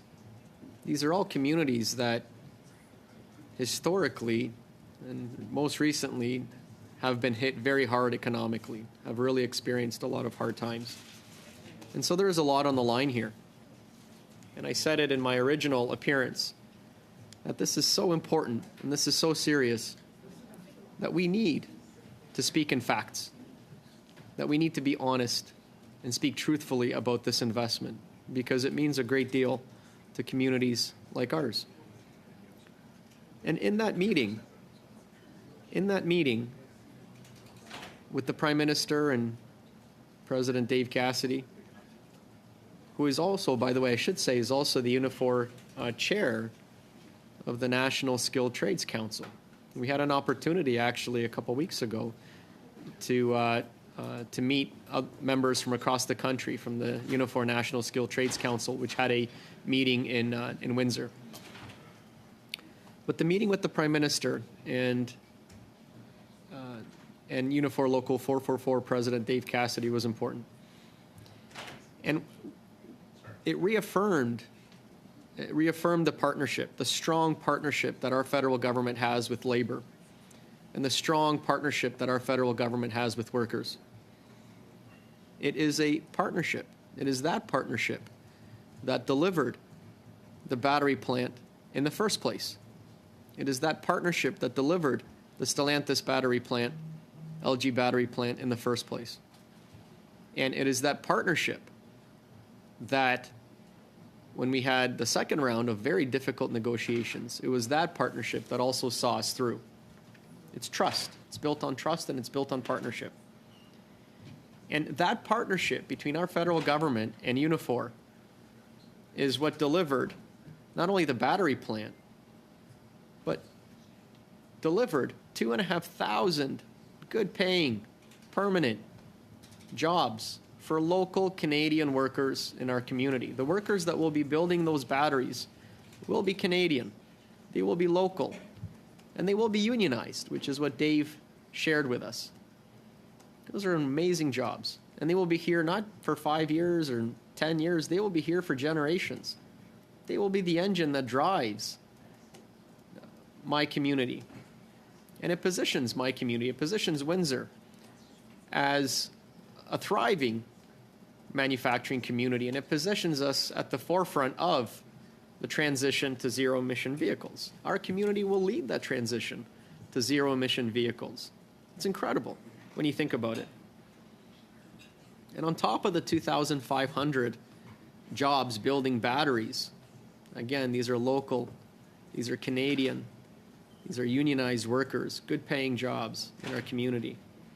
There will be, in addition, 2,300 construction jobs that will be carried out by Canadian local workers, the trades, whether it's LiUNA, whether it's iron workers, whether it's millwrights, whether it's carpenters, you name it, whether it's sheet metal and roofers, whether it's IBEW, and they're all there already. There are literally 900 workers as we speak building the battery plant right now. They're all Canadian, they're all local. And when all is said and done, there will be 2,300 Canadian local workers building the plant. And I encourage all of my colleagues to actually take a drive to the battery plant site on the corner of East Hero and Banwell. And they will see on that job site, it's like a beehive. There's literally hundreds, 900 workers building the battery plant as we speak. And so in that meeting with the Prime Minister and Dave Cassidy, we talked about the fact that the major reason why the battery plant is here in the first place is because we have the best workforce in the world. We have the best workforce in the world here in Canada and in Windsor. That's why they selected Windsor as the location, because they know that we have the best workforce in the absolute world. We know how to build things. And Dave Cassidy always says, if you want it built right, build it in Windsor, Essex. And it's true. And that's exactly what our Korean partners decided when they decided and selected Windsor as the site to build their $5 billion battery plant. $5 billion they invested in our community. It's never been done before. My community's never seen an investment that large. And we recognize that in speaking with the Prime Minister and speaking with Dave Cassidy, we recognize that in addition to having the best workforce, skilled workforce in the world, we have the best trades in the world. We have folks that their talents, their skills are the best in the world. World-class trades in our community. World-class trades in our community. And we said that we want to work together.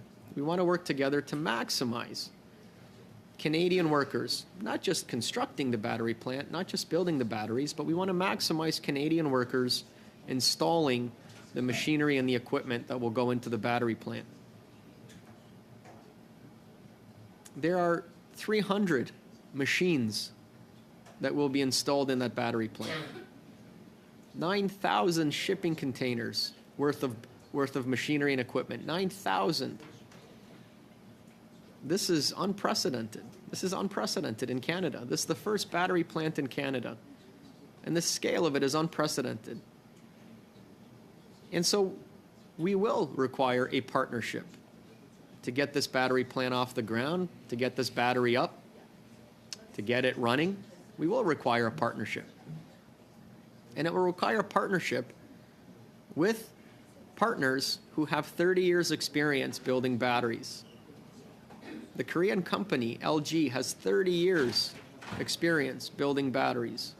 They literally have 24,000 patents just on battery manufacturing alone. 24,000. They know how to build batteries.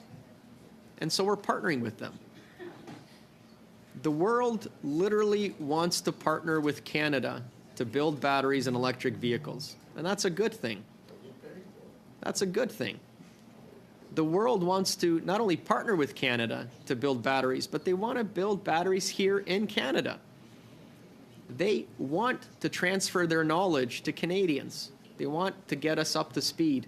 And they want us to be the best battery manufacturers in the world. And we will be, because we have a track record of it. I had a chance to meet the CEO of Nexstar on Friday. I flew home, and specifically because I wanted to meet the CEO of Nexstar, Mr. Dennis Lee. And we had about a 2-hour conversation. And afterwards, I was given a chance to actually tour this job site, and it's incredible. It absolutely is incredible. It is beyond anything anyone has ever seen before. And he laid out for me the plan. He laid out for me the plan. And it is a plan that, is going to benefit our community. The economic impact for Windsor is something we have never, ever, ever seen before in our community. Ever. It's not just the 2,500 full-time, well-paying union jobs that will be created in my community. That's never been done before in a single investment like this. We're going to have thousands more construction workers and hundreds more folks installing machinery and equipment on a temporary basis. But it's more than that. It's all the spin-off jobs. Everybody in the business knows that for every automotive job, there's 6 or 7 spin-off jobs. Can you imagine 6 or 7 spin-off jobs to the 2,500 we just mentioned? And these will be good paying jobs. These are jobs that we can build futures around. It's jobs that you can raise families with here in Windsor and Essex. And the spillover to restaurants and retailers and businesses in our community, I mean, this is going to lift our entire community. And this is why this is so serious. And I've spoken with the trades. I've spoken with IBW. I've spoken with iron workers. I've spoken with millwrights, sheet metal roofers. Spoken with them. I know their concerns. And I know they want to maximize their members, and they want to maximize work for their members. And I do too, because they are the best workers in the world. And they are incredibly proud at what they do. They are so proud at what they do because they're so good. And I understand it. And so I met with Mr. Dennis Lee, the CEO of Nexstar, and I had a long conversation with him. And my message to him, I delivered a number of key messages that I heard from the iron workers, from the millwrights, from the trades. I told him, I said, we want to see Canadian workers maximize that every opportunity for the installation of machinery and equipment. I told them, lean on us. We have the talent. We have the skills. Maximize as much as possible. And I told him as well that this is a huge opportunity, a real partnership. And we also spoke about the fact that there is a need for greater communication between Nexstar and the trades. And I encouraged Mr. Lee to meet with the trades in Windsor, sit down, share the plan that he shared with me, and have that conversation, reassure our local workforce, and come up with a plan that maximizes local input. Absolutely. And I also said to Mr. Lee that our skilled workers in Windsor, the trades, our trades, they're incredibly proud of what they do. They're incredibly proud workers. And they're incredibly skilled and incredibly proud. This is the largest investment in the history of our community. The largest investment in the history of our community. And they want to be a part of it because they are proud. They want to be a part of it. And so again, I encouraged Mr. Lee at Nexstar, meet with the local trades, maximize Canadian workers as much as possible. After the meeting with the Prime Minister, Dave held a national press conference. So it was quite a day for our local Unifor 444 president. He comes to Ottawa, comes to Parliament Hill, meets with the Prime Minister, and then holds a national press conference. And he wanted to deliver a message. He wanted to deliver a message to all of us around this table. He wanted to deliver a message to all members of Parliament. And he wanted to deliver a message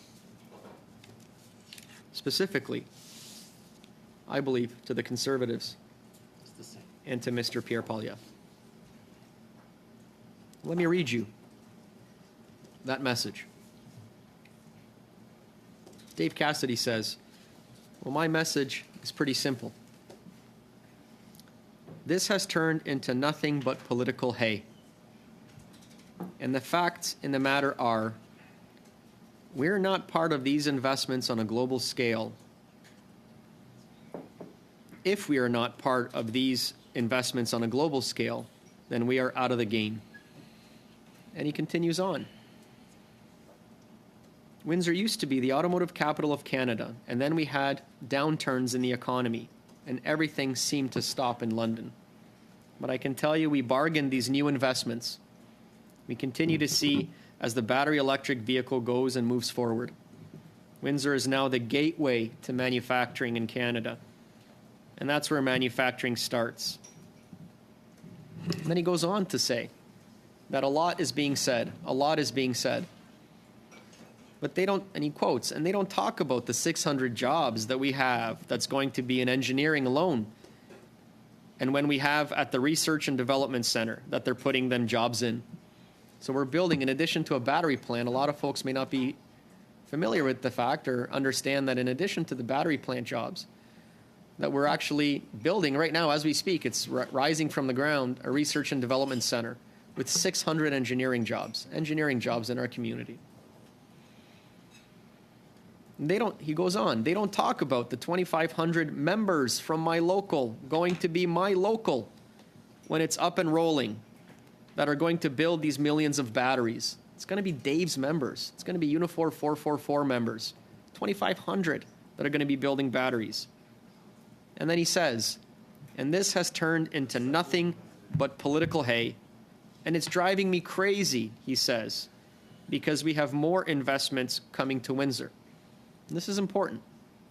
He continues, we have another company that's going to invest $3 billion, one company, and they have a decision to make. If they're going to come to Windsor order, or they're Chair. going to come to Mexico. This Sorry, is not. I'm gonna interrupt. this is a- Point of order. Point of order. This is not relevant to the motion on the table at all. Thanks. We do obviously allow a very wide latitude on this, but we probably should get back. We haven't been on Mr. Sousa's motion for quite a while. It'd be nice if we could should get back to the motion, please, or the amendment rather. Sorry. We'll do that. But this is important, Mr. Chair, and because this is relevant to my community, and I do appreciate the latitude. This isn't a game, Mr. Do swing back relatively soon to the amendment. This is important, Mr. Chair, and this isn't funny, Mr. Genuis, to my community. This is serious. You're funny because you're trying to defy the chair's rules. No, this is serious, Mr. Genuis. Hey, I'm going to Follow the interrupt. chair's rules. Mr. Kuzmierczuk has the floor, but please bring it back relatively soon to the amendment. This is exactly one of the key points that we're making about this amendment. So this is important. This is absolutely pertinent because we're talking about balancing transparency and the need to protect not just current investments, but future investments as well. And Dave speaks to this. And he says, we have another company that's going to invest $3 billion, one company, and they have a decision. If they're going to come to Windsor or they're going to go to Mexico. And when they see this going on, it's ridiculous, is what he says. It's ridiculous. Mr. Chair, this amendment that we have before us is a balance. It's a balance. It's a balance between transparency and accountability and responsibility that I have to my community. A responsibility to make sure that I don't put in jeopardy the historic investment in Windsor, the battery plant, but that also doesn't jeopardize the billions of dollars of investment that are on our doorstep. On our doorstep. There are Korean companies, Japanese companies, other companies from Germany and elsewhere that are looking to locate, that are in Windsor right now, looking at land, looking at property, looking to locate here. Sorry, Mr. Kuzmierczuk. Yes, Mr. Perkins. He's been asked a couple times by the chair to stay relevant to the issue. Just so I can remind the member what the issue.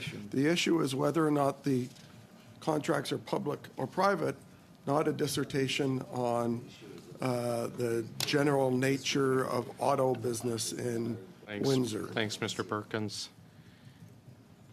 Mr. Kuzmierczuk, you have the floor, but No, I appreciate it. please, I ask that you do stick to the amendment. Mr. Chair, or at least come close to it. Mr. Chair, Thanks. this is the absolute heart of this debate. This is the heart of this debate. And again, the need to balance transparency and accountability with responsibility. With responsibility to make sure we are not putting at risk all the investments that we've lined up in communities like mine, in communities like Quebec, the Northvolt investment, $7 billion, $10 billion Volkswagen investment in St. Thomas. And the truth of the matter is the point that we're making is that these investments, these investors are here, and they're making a decision. And when they make a decision, the winning community, the differences between whether they invest in Windsor or they invest in Mexico or Alabama, the margins are razor thin, And there's no medal, there's no reward, there's no prize for second best. And telling these companies that their contract, their sensitive commercial information, their competitive advantages that are contained in those documents will be made public to their competitors. You might as well just hand those battery plants and those investments to Alabama, to Georgia, to Michigan, to Ohio, to Mexico, Italy, Poland. You might as well hand those investments over. The margins are razor thin. We don't need to be giving these companies a reason to not invest in Canada. And it seems to me that some of the members around this committee are hell-bent on giving these companies reasons not to invest in Canada. There's a balance here. This motion, this amendment that my colleague has put forward is reasonable, it is pragmatic. It allows every single member of this committee to take a look at the documents, unredacted, to take a look at it, study it, see it. And it allows Canadians to look at redacted information, to make sure that the sensitive information is not, that can put these companies at a disadvantage, that could turn these companies away from Canada, and that could deliver these investments into the arms of Alabama, Michigan, Ohio. And if you don't believe that this threat is real, look at all the companies. Look at all the investments that have been made in the United States, in the Great Lakes states. LG has 7 battery plants in the United States. 7. Michigan, Ohio, Indiana are doing everything they possibly can to land these investments. And it seems like some members of this committee are doing everything possible to lose these investments. The margins are so thin. And yet Canada has been successful. I can name 7 investments off the top of my head right now that we've made in the last 2 years. billion-dollar investments in Canada. International companies wanting to build here. We fought tooth and nail to land the Stellantis LG battery plant. Our community fought tooth and nail to land that investment. We fought tooth and nail to secure the investment through some really tough renegotiations. And now we're fighting like hell to protect our battery plant against untruth and against a campaign of disinformation and a campaign to erode public support for this battery plant and this investment. That's what we're up against.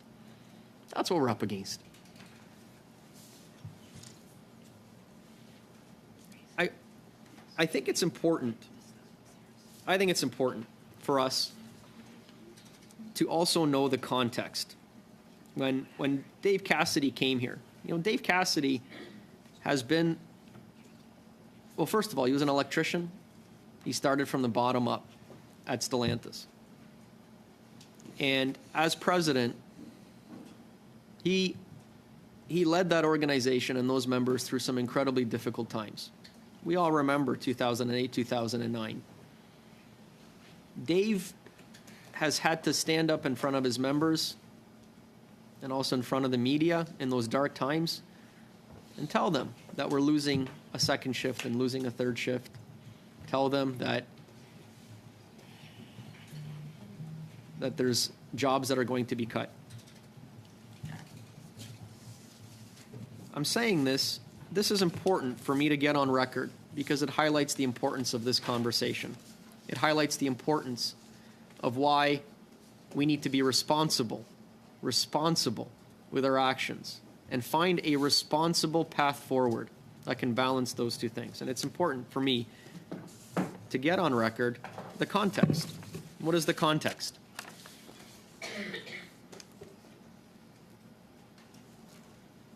Windsor was ground zero for the deindustrialization of Canada.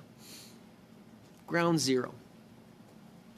When the Conservatives were in office, 300,000 manufacturing jobs left Canada. Point of order on relevance again, Chair. Mr. Kuzmierczak, we've been very patient with the relevance issue, and I realize we always allow a fair amount of latitude, but we could get closer to the motion at the amendment. We can always continue this one with the motion itself, but perhaps on the amendment. Mr. Thanks. Chair, not agreeing with the premise of what I'm saying is not grounds to limit my ability to address Point of this order. committee. Mr. Chair, you've warned the member 3 times. I think you've been more than lenient.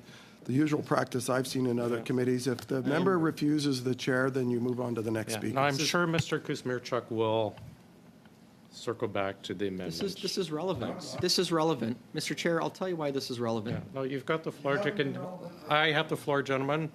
Mr. Kuzmierczak, you have the floor. Please continue. But if we could please get, yes, please. Go ahead. This is relevant for me because, let me explain to you why it's relevant. Because if we continue on this path, if we continue with this circus, if we continue with this misinformation campaign, and if we continue with the original motion here to make all of these contracts public, this will risk the investment, and this will turn back the clock. And my community does not want to go back to those times. That's why it's wrong. Does not want to go back to those dark times. But I think we need to understand, Canadians need to understand those dark times and why we're fighting so hard here.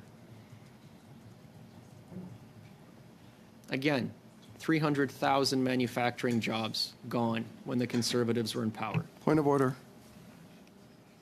Perkins? The repetition rule appears here, too. If you're going to filibuster, you should learn how to do it. And one of them is that you don't continue to repeat yourself. Thanks. This is hard. Continue, Mr. Kuzmierczak, but we do reach a point on the repetition, and we do reach a point where we do have to get back more closely to the amendment. So, Go ahead, Mr. Kuzmierczak. So again, I talk about, again, the 300,000 jobs that left under the Conservatives. And Windsor was ground zero. We had 11.2% unemployment Point in of order, Windsor. repetition again. Oh, my God. Finish the point Go ahead, Mr. Kuzmierczak. from the top. I'm moving on. Please. Again, if my colleague would allow me to finish, we had 11.2% unemployment in Windsor when the Conservatives were in government and the present leader of the opposition was the Minister of Employment. We had 11.2% unemployment in Windsor. That's the context. This is why we're fighting so Point of hard. order, it's repetition. He said it about 5 times now. If you're going to filibuster, you have to not repeat yourself. Oh, my word. That's the rule. Thanks, my Mr. word. Perkins. Ask the chair Mr. to Perkins enforce the rule. does have a point on the repetition. If you can continue, Mr. Kuzmierczak, So- without the repetition. So I asked myself, why? Why are the Conservatives so hell-bent on their campaign of misinformation? Why? And I've got some theories, which I'd like to share with the committee, why I think the Conservatives are hell-bent on this campaign of misinformation. One, and we've heard Dave Cassidy say it, I'm going to read what Dave Cassidy said into the record here.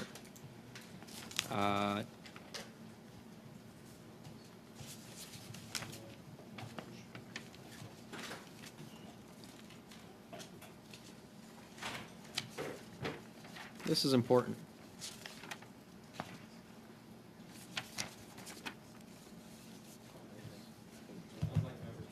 No, I'm not. I'm continuing. He said, Dave Cassidy says, facts of the matter are, if it was up to the Conservatives, we would not have this investment in Windsor today. And if you know Dave, he just says it straight as it is. And he continues on, We would not have this investment because they, the Conservatives, look at it as corporate welfare instead of a return on investment for all the workers that are going to be there. Again, Dave says it straight. If anyone knows Dave Cassidy, doesn't beat around the bush. He just says it. Looks you in the eye and tells you the truth, flat out. Simple as that. And so we know that the Conservatives view this investment as corporate welfare. They are against our government partnering with Labour in a historic fashion to deliver this battery plant for Windsor. Historic, $15 billion. It's historic. Partnering, by the way, not just with Labour, but with industry, and partnering with the provincial government.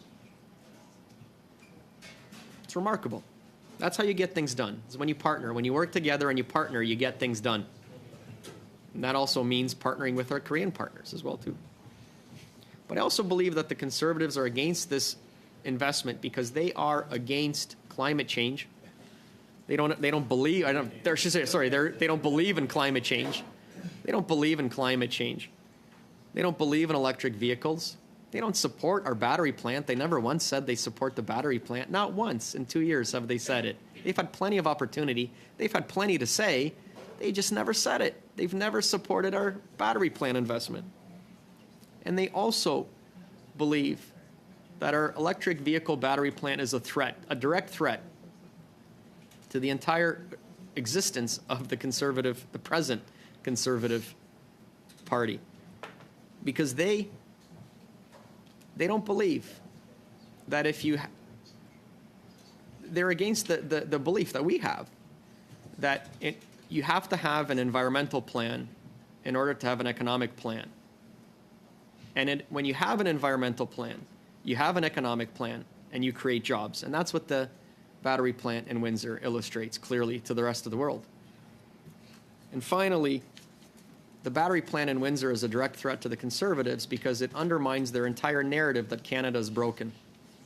If Canada was broken, we wouldn't have a $6 billion battery plant investment in Windsor, a $10 billion battery plant investment in St. Thomas, a $7 billion battery investment in Quebec, a $1 billion battery investment in British Columbia, and so on and so forth. $30 billion of investment in Canada, in the auto sector. We've never seen such investment. We haven't. We've never seen such investment in the auto sector in 3 short years. It's incredible. Oshawa, Ingersoll, St. Thomas, up and down the 401, Quebec, Ontario, British Columbia. It's incredible. And we're building this industry from scratch. And that's why we need partners. I talk about partnership a lot. We need partners. That's why we need to partner with the experts, LG, that have been building batteries for 30 years. And they're coming here. And they're coming here to share their expertise and their knowledge with us. In speaking with Mr. Dennis Lee from Nexstar, he said, Eric, he said, we've got family. We left family in Korea. We left our communities. We left our homes. Point of order. And Mr. Perkins. I would draw the chair's attention to page 1059 of the House of Commons Procedure and Practice Manual, which it deals with both relevance and repetition. The motion before us, or I should say the amendment to the motion, deals with a simple subject about making contracts secret. The member is nowhere near that and has been warned a number of times by the chair to be both relevant and stop repetition. And after a number of those interventions by the chair, this book and this guide that we all use says the chair should shut the member down and move on to the next speaker. Thank you for your advice, Mr. Perkins. I do have that issue at my screen right now. I'm looking, and I'm sure Mr. Kusmirchuk, though, will get back to the amendment in a short matter. I notice he did mention finally. I hope in that case we are at that point. We do have other speakers on the list, including Mr. Sousa. So go ahead, Mr. Kusmirchuk, but please. No, I appreciate Avoid that. the repetition. No, I Let's get appreciate to that, the Mr. amendment. Chair, and I'm trying to be as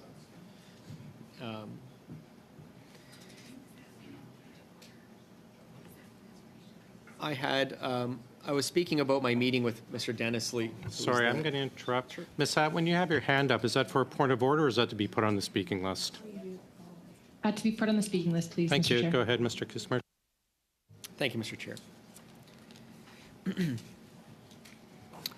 So I was speaking about my meeting with the CEO of Nexstar, Mr. Dennis Lee, last Friday. And he mentioned, we talked about the fact that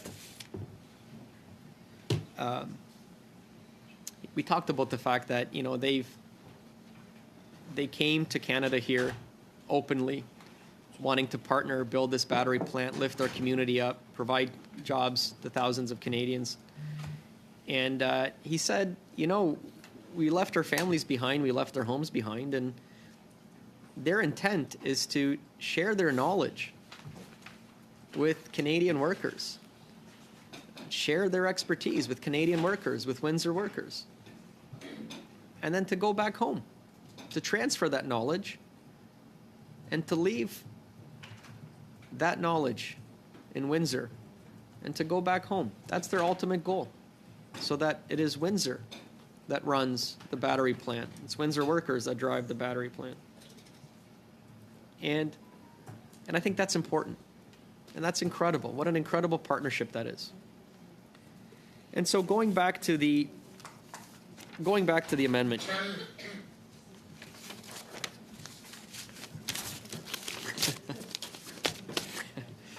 Mr. Chair, you always manage to make me laugh.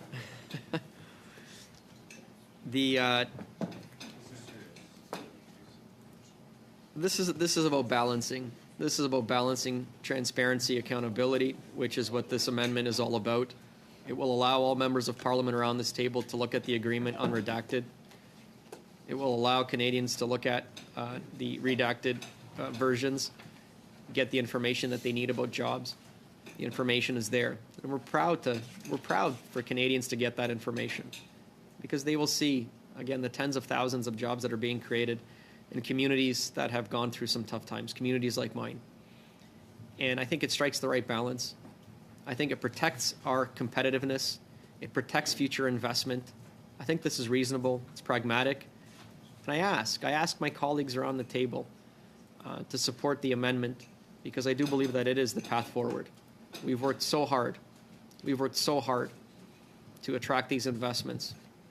And we want to protect those investments and do everything we possibly can, not just to attract and protect investments, but to bring additional investments to communities like mine in Windsor. Thank you, Mr. Chair.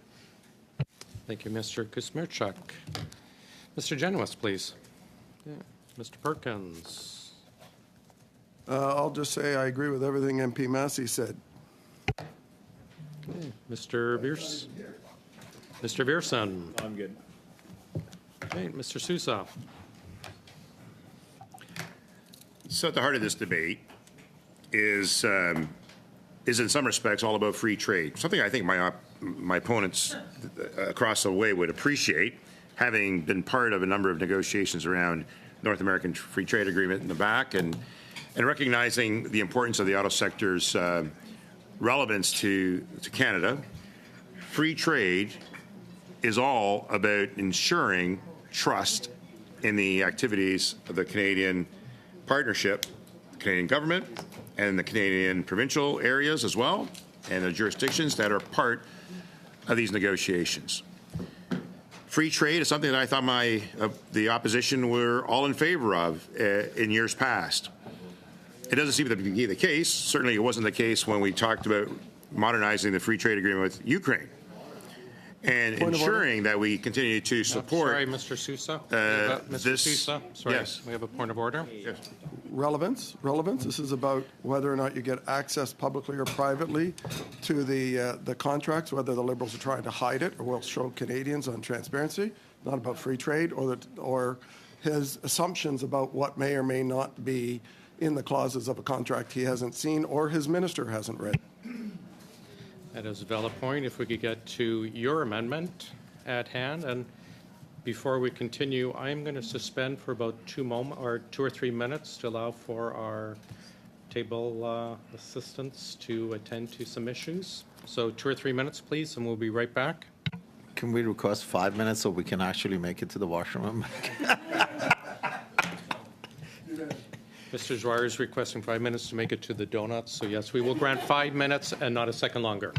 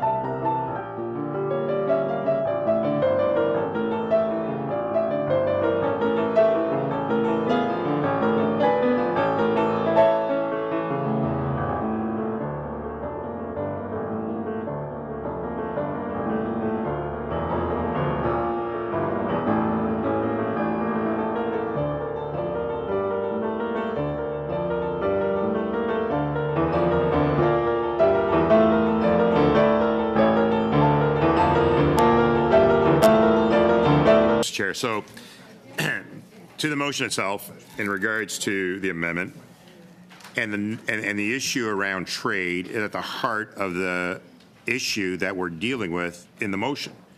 Because the relevance here is a disclosure of confidential material that jeopardizes some of our free trade ability and the investment of some of these operations that are looking to come to Canada.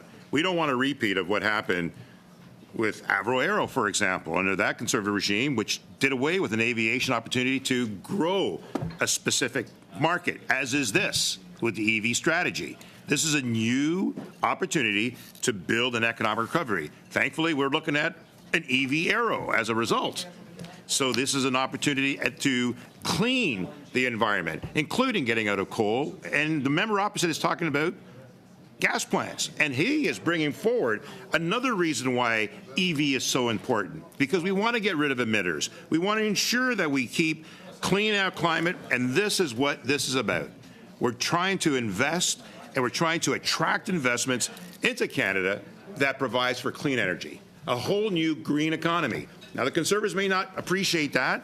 They may not want to diversify Canada's economy. They may want to get stuck back into 100 years back when we were relying on fossil fuel. We have something better that we can do, and we can be leaders in it. This investment and the confidentiality members' issues as presented in this amendment protects those interests, which the members opposite are putting at jeopardy. Just as I put at jeopardy some of the other agreements that I have made clear already. So going forward, it's all about prosperity. It's all about the green economy. It's all about attracting a clean economy. And this investment does position Canada to be a global leader.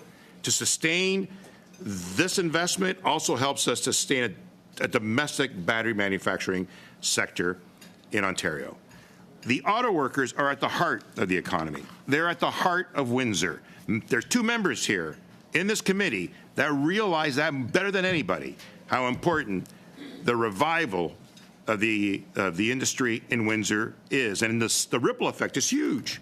The supply chain right across Canada is affected by these investments. And that's being jeopardized by opening up the books as is being proposed without this amendment. This amendment does enable us to protect that. Furthermore, these 2,500 jobs are permanent. They're full-time, and they're in Canada. So, to the motion, do we want these investments to keep coming to Canada? Do they want that to keep coming to Canada? I believe so. I believe all members here would say, of course. So why jeopardize that opportunity by putting forward some of what they're suggesting?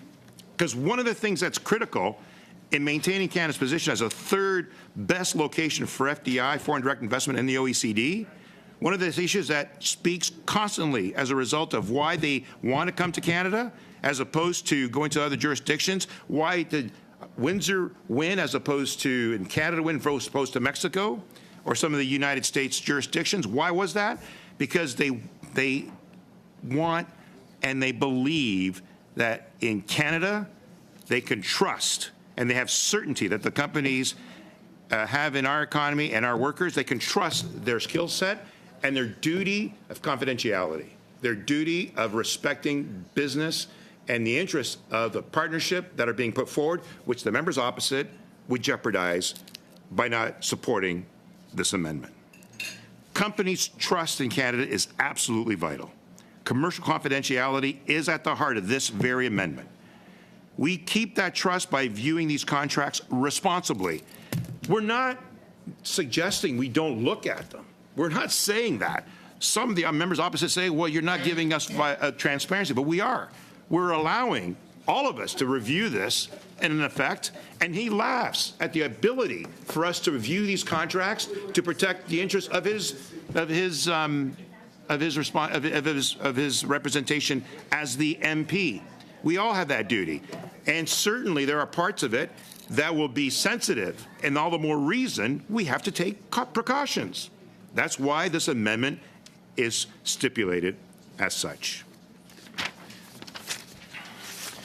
Point of order while he looks at his notes.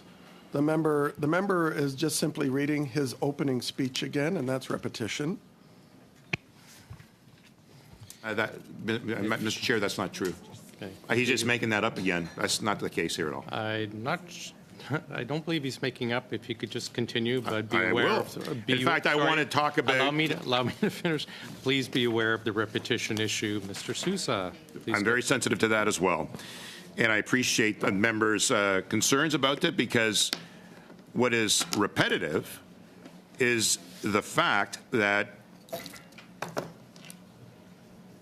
they have continuously misinformed and suggested that there are excessive numbers of foreign workers coming to Canada on a permanent basis, and suggesting that all of the taxpayers' money is being put up front, when in fact that's not the case.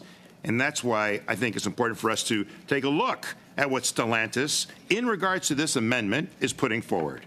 It's a major milestone that will create thousands of Canadian jobs for net zero emissions economy in the future. Here was what happened. In Ottawa, when we announced this, the future Canada's transportation sector is green. So to create middle-class jobs and position our economy for success in a low-carbon world, the government is bringing major international investments to Canada that will secure strong electric vehicle battery supply chain. That is the crux of what we're doing here. And what's important isn't what we're saying. It's not just what we're putting forward. I mean, the Premier of Ontario, the Mayor of Windsor, alongside the Minister of Innovation, Science and Industries, went on to do a joint venture that will see a total investment of over $5 billion Canadian in a facility to manufacturing batteries for EVs in Canada. This will position Canada as a global leader in EV manufacturing supply chain. The battery facility will be located in Windsor, Ontario, and will supply Stellantis plants in Windsor and across North America. The facility will be operational by 2025. It's not just about what we're supplying in Windsor and in that trade. It's all across Canada that will benefit. And the Government of Canada has been working closely with both these companies to secure this investment. Given that, the project aligns with the government's commitment to develop a Canadian battery ecosystem that supports clean technology and industrial transformation. So that announcement and this announcement and what's built into this amendment within these contracts is yet another step forward.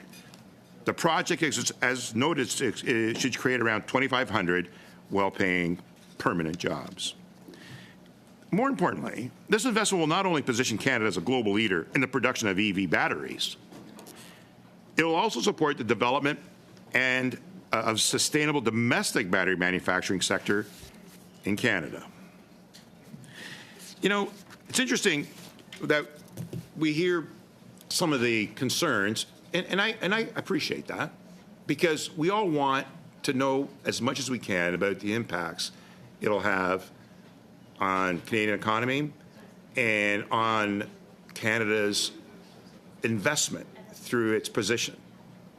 In some respects, as noted in the past, it's like us putting up some equity in the deal. But the primary equity, the initial tranche, as I mentioned, is coming from Stellantis. And this is what the Conservative Minister of Economic Development, Job Creation, and Trade had to say on this very issue back in March. He said this: through strategic investments across integrated supply chains and by reducing the cost of doing business in Ontario by nearly $7 billion annually, the government, we are able to claim as leaders in the emerging North American EV battery industry. He noted that this partnership with the federal government, with Stellantis, and with other players in Windsor enables us to be at the forefront of a new EV industry, not unlike what has been happening in previous industry investments. And the fact that we do not participate in amending this motion will give cause for concern by those partners.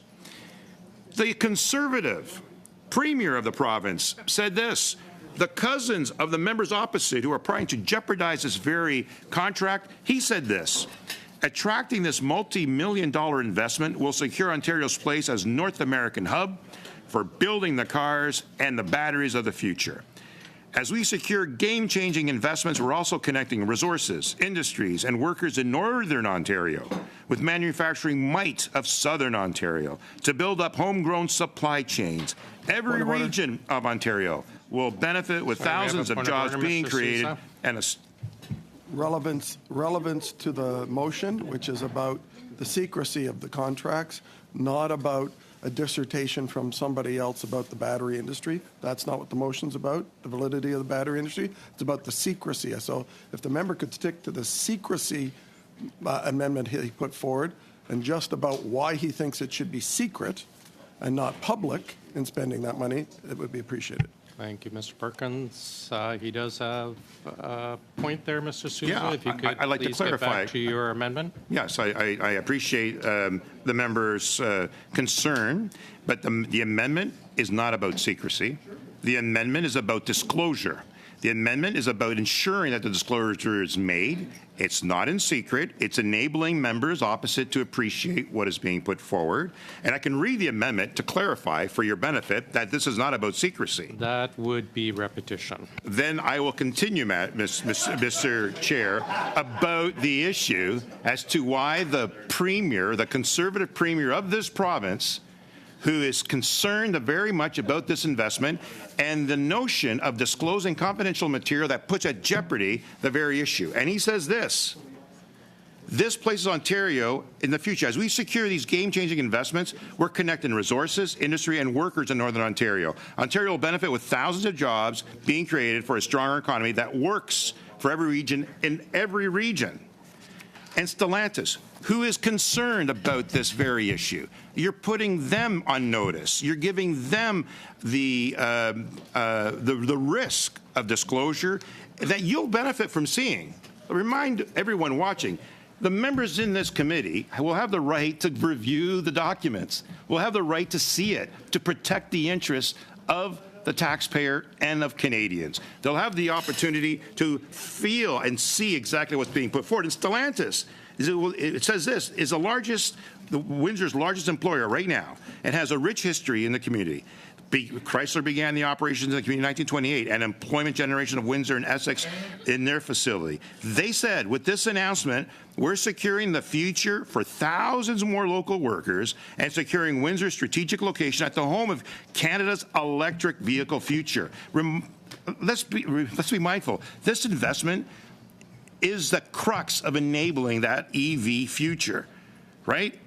It is as the world pivots to EVs, Windsor will soon be home to the battery manufacturing facility that powers it all. And that is the mayor of Windsor's comments. We have partnerships with various stakeholders recognizing the importance of what is being done with this investment. And we want everyone to be aware of what that investment means to our GDP and to our positioning and to our future growth and enabling that green economy and enabling a new economy as we go forward. Instead of being stuck backwards, we're trying to move it forwards by disclosing some of what's being put in these contracts. It also exposes us not to get those future investments. and don't take it from me, take it from LG Energy Solution, right? They're another one. Together with Canada and Stellantis, they say this, we aspire to become the world's leading battery manufacturing by powering EVs in North America. LG Energies will position itself as a critical player in setting up battery value chain in the region as we provide solutions to our potential customers through our collective unique technical skills and mass producing capabilities. They say, and this is relevant to this contract, creating a joint battery manufacturing plant in Canada, one of the leading nations in renewable energy resources, is all more critical for LG Energy Solutions as we aim to power more EVs around the world. So it's not just about enabling the manufacturing in Ontario and in Canada. It's enabling us being at the forefront of exporting to other parts of the world. Imagine, right now we don't have that opportunity. And the members opposite will put at risk the opportunity for us to actually be at the forefront, just as they put at risk Aero back when they did away with that aviation strategy. We cannot allow EVs to be at risk by doing what you're proposing. So, Mr. Speaker, or Mr. Chair, Stellantis, the CEO of Stellantis, said this. Our joint venture with Point of order. LG Energy Solution. Mr. Perkins, sorry. Mr. Perkins, point of order. This is the third time or a fourth time during this member's dissertation that I pointed out relevance where he's not speaking to the actual amendment, which is about why the process that he's saying to be held in secret, the viewing of the contracts rather than displaying them in public, which is that the amendment of the motion says, is there. And simply repeating what others have said in news releases or articles about what their business plans are is not relevant to the actual amendment. Thank you, Mr. Perkins. This has been brought up repeatedly. The amendment is a lot more narrowly focused than the motion itself, and therefore the debate should be a lot more narrowly focused. I ask that you please stick to the amendment before we reach a point where we have to move on to another speaker. Mr. Chair, Thanks, Mr. Sousa. Thank you, Mr. Chair. I appreciate that. Certainly the interpretation of the motion, the amendments that I put forward, talks about the relevance of keeping some of the information confidential with the ability for members opposite to review. And I'm reinforcing that message because the disclosures by Stellantis says that their joint venture with LG Strategies is a step to achieve aggressive electrification roadmap. And if they are competing in the U.S. and in Canada, in the end, they're grateful, they said. They're grateful for the municipal, provincial, and federal levels of government for their support and commitment to position Canada. And this... I didn't hear a reference there to the contracts being secret in that quote, so I'm wondering the relevance. Again, I think it's not about secrecy. Continue, Mr. Sousa. Yeah. And the member opposite keeps saying it's secret. It's not secrecy. Nowhere in here does it say secrecy. It says disclosure. It says versions of the agreement by which we will disclose and to provide receipt under supervision of the clerk so that you can see it. And it talks about other stakeholders and other relevant matters in this contract that are affected by the reckless nature of what the opposition are trying to do that puts in harm's way the very people that I'm speaking to. You're telling them that you are not to be trusted, that Canada can't be trusted to set up an agreement and keep things confidential, that Canada is not a place to do investments and to receive foreign direct investment. They're the ones that are telling people outside of Canada, free trade doesn't matter here. We do not protect the free trade. We are going to be those kind of governments that's going to disclose and put our prosperity at risk because you want to see the contract? Fine. They're giving you the opportunity to see it, but they're asking you, do not jeopardize the deal by showing it to the general public and to their competitors. And that's what this amendment's about. Interrupt you, Mr. Sousa, for another point of order. I don't believe a single quote that he had from the company mentions anything about whether or not there's a commercial restriction on this being released publicly. I think he's making things up and not relevant to his motion. Yeah.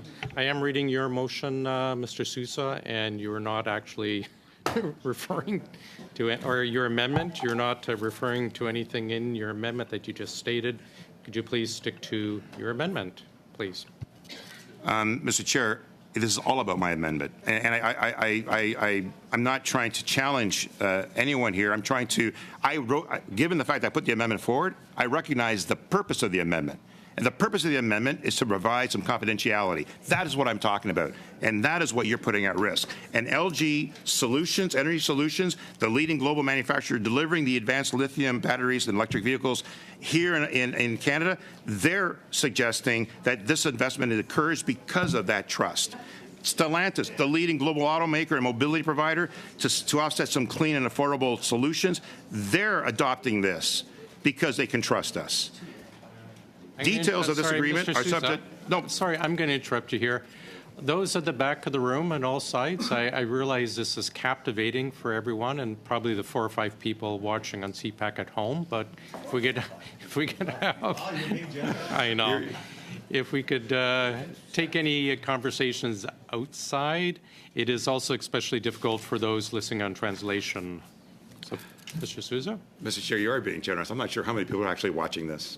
But I think many of them will actually pay attention to what's written, and they'll pay very close attention to what's concluded. And the conclusion that I think members of the industry, stakeholders, union workers, investors, other jurisdictions around the world, they will be paying attention to what we conclude. And they'll want to know, are we to be trusted? Can we do business in Canada where we will provide agreements that are subject to commercial confidentiality, that cannot and should not Point be of order. disclosed? Mr. Perkins. Once again, the repetition issue, he keeps saying the same thing over and over and over again about some sort of mysterious commercial harm that'll be done in some theoretical fairy dust world that the member lives in. So I'd ask him to stop repeating, as per the rules that I pointed out earlier, in the big green book we all abide by. Thank you, Mr. Perkins. Mr. Souza, please continue, but be aware of the ongoing issue we're dealing with today, which is, again, the relatively narrower scope of the amendment. Yeah. Go ahead, sir. Thank you, Mr. Chair. You know, I'm listening to the obstructions by the member opposite and others, and the issue of the fairy tale.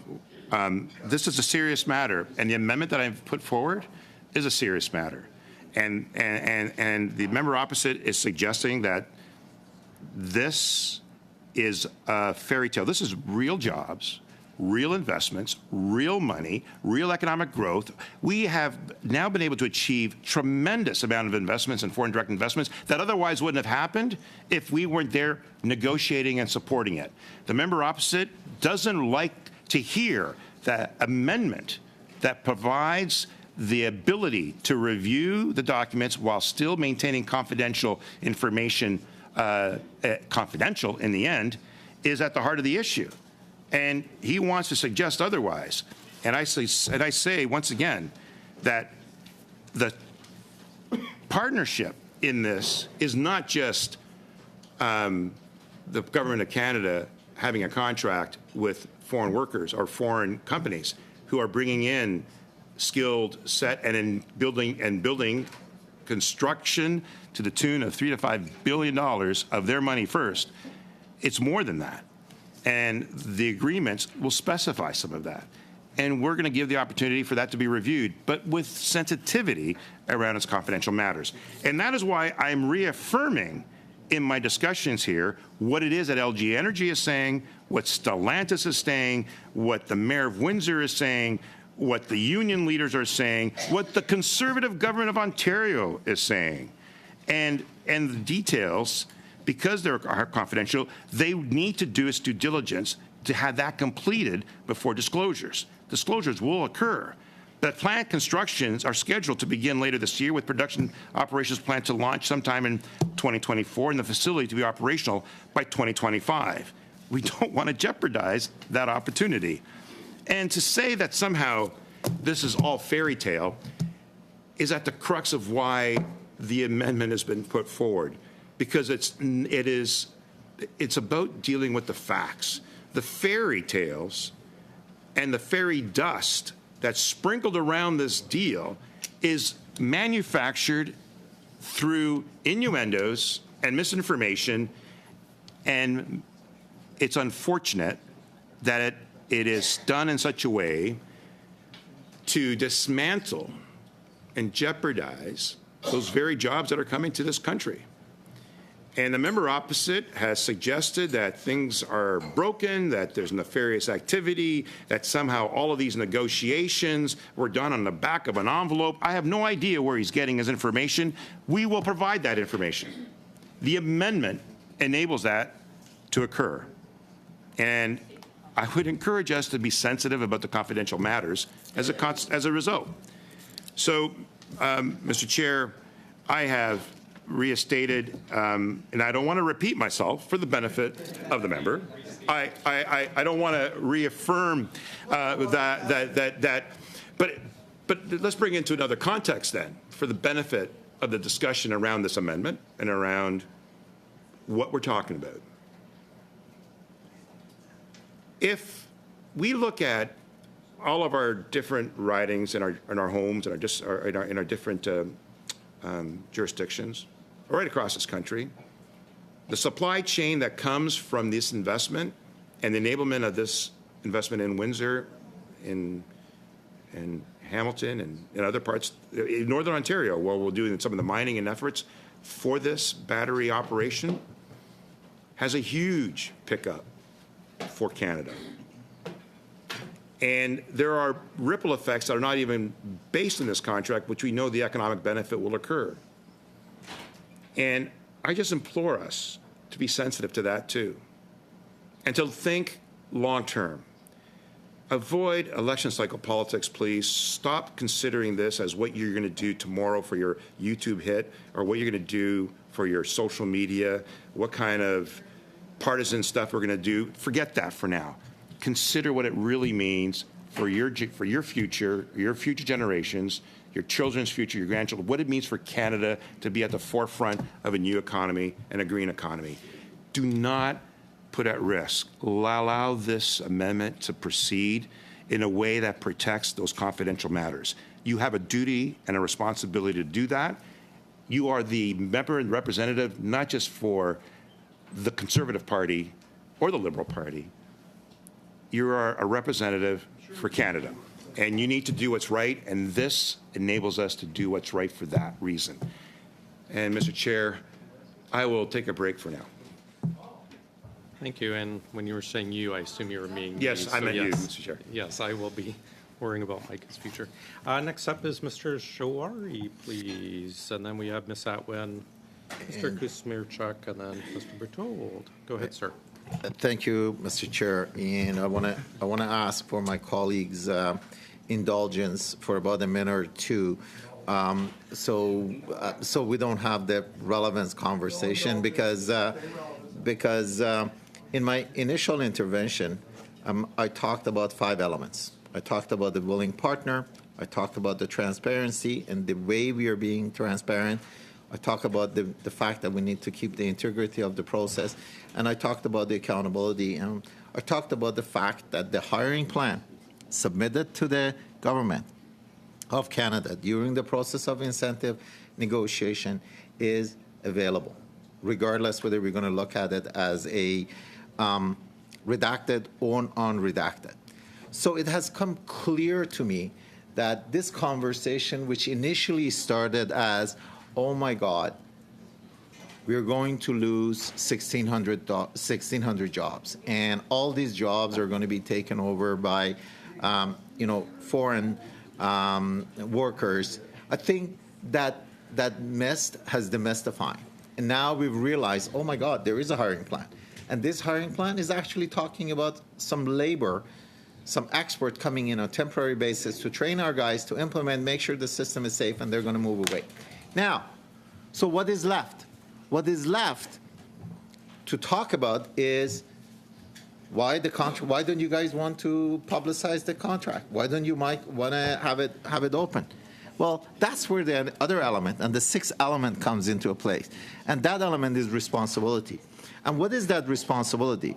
That responsibility is about talking about the risk of us making full disclosure as opposed to calling it a secrecy. What is the risk of us actually making this contract fully public open without even us having had the opportunity to look at it? And I'd like to go back to the notion of reasonable doubt. Is there reasonable doubt that by us publicly making available the unredacted contract, any risk as to current investment, to potential loss of the jobs that we're already counting on?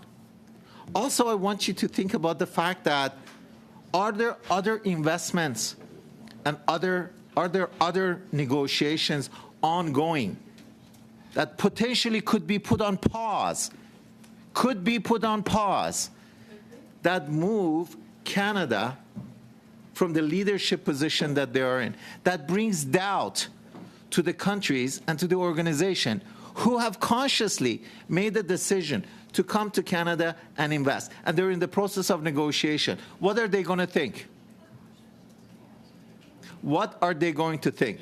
Oh my God, if somebody doesn't like it and something shows up in the social media, now all of a sudden we're going to say, let's make that public, let's make the contract public. How about by putting this contract up,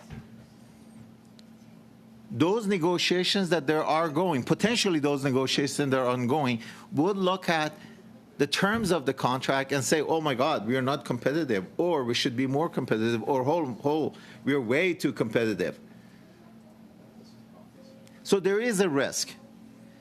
And this risk is an unintended consequence. And are we, as MPs, as representative of Canadians, as the one who have fiduciary responsibility to make sure that we mitigate risk, are we actually introducing a risk, an unintended consequence, that we're going to open up the contract and we're going to put Government of Canada, the leadership in the world, investors coming to Canada at risk? Let me ask the question. What would have happened if we were considering investing and exporting our SMRs or our CANDU reactors to different parts of the world, and all of a sudden the terms of the contract and our intellectual property was going to be open? What would we think as Canadian government? Do we want to operate in that environment? So now that we are over the fact that, oh, there is no ticking bomb, there is no 1,600 foreign workers are going to come over and take over the jobs, okay? Well, that's today. Now that that's over, now we're going to say, oh, the real issue is that we should open up, that we should make the contract public, which is more risky. And I talked about the fact that this is our responsibility to mitigate risk. How do we mitigate risk? Is we manage the disclosure of the document. How do we manage the risk? Is by ensuring that we make that document open to all of us. We are the representative of the Canadians. At least I'm the representative of the 100,000 people that are in my riding. They trusted me. They voted me here. I'm going to have access to that document. I'm going to look at it. And I'm going to ask what sections of this is going to get redacted. And is that going to put Canada at risk? I'm going to ask that question. Because one way or another, we as members of the parliament, regardless of the motion and how it goes, we're going to get access to the unredacted, and we're going to read that contract in a room. But I'm not willing to be part of a group of MPs who are going to put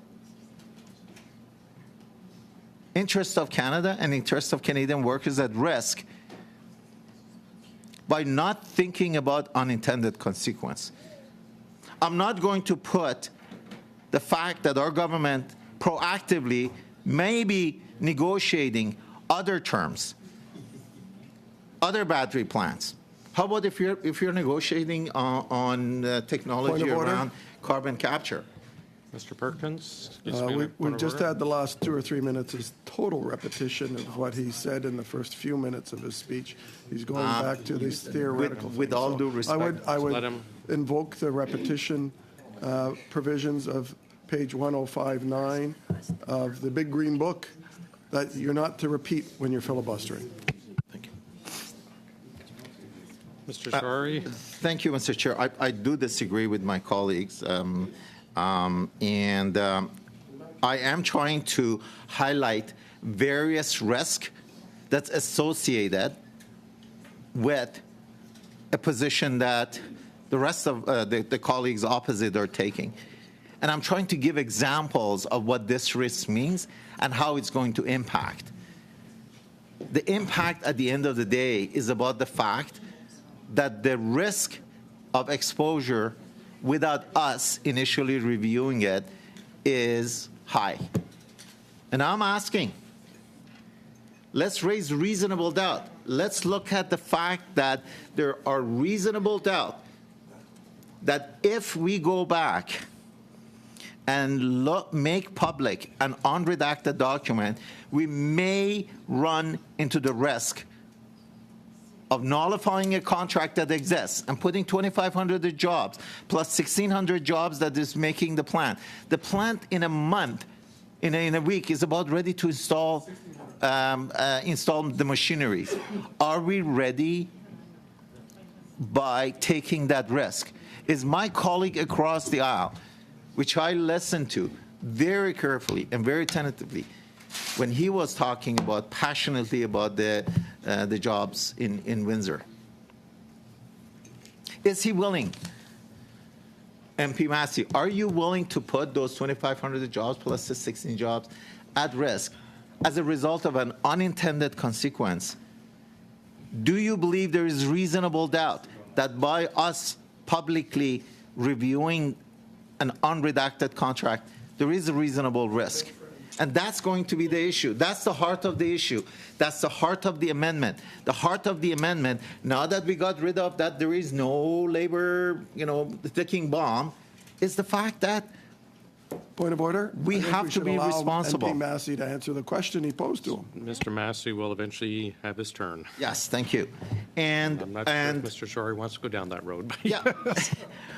I've listened to Brian for hours, and I actually was the only one who's listening to him. So what are we going to tell Canadians? What are we going to tell Canadians if there is reasonable doubt that we are exposing us by making this disclosure as an unintended consequence? What are we going to tell Canadians? Oh, we are sorry. What are we going to tell those 2,500 employees? What are we going to tell Stellantis? What are we going to tell our other partners internationally? Oh, we are sorry. We thought there's a ticking bomb. There's no ticking bomb.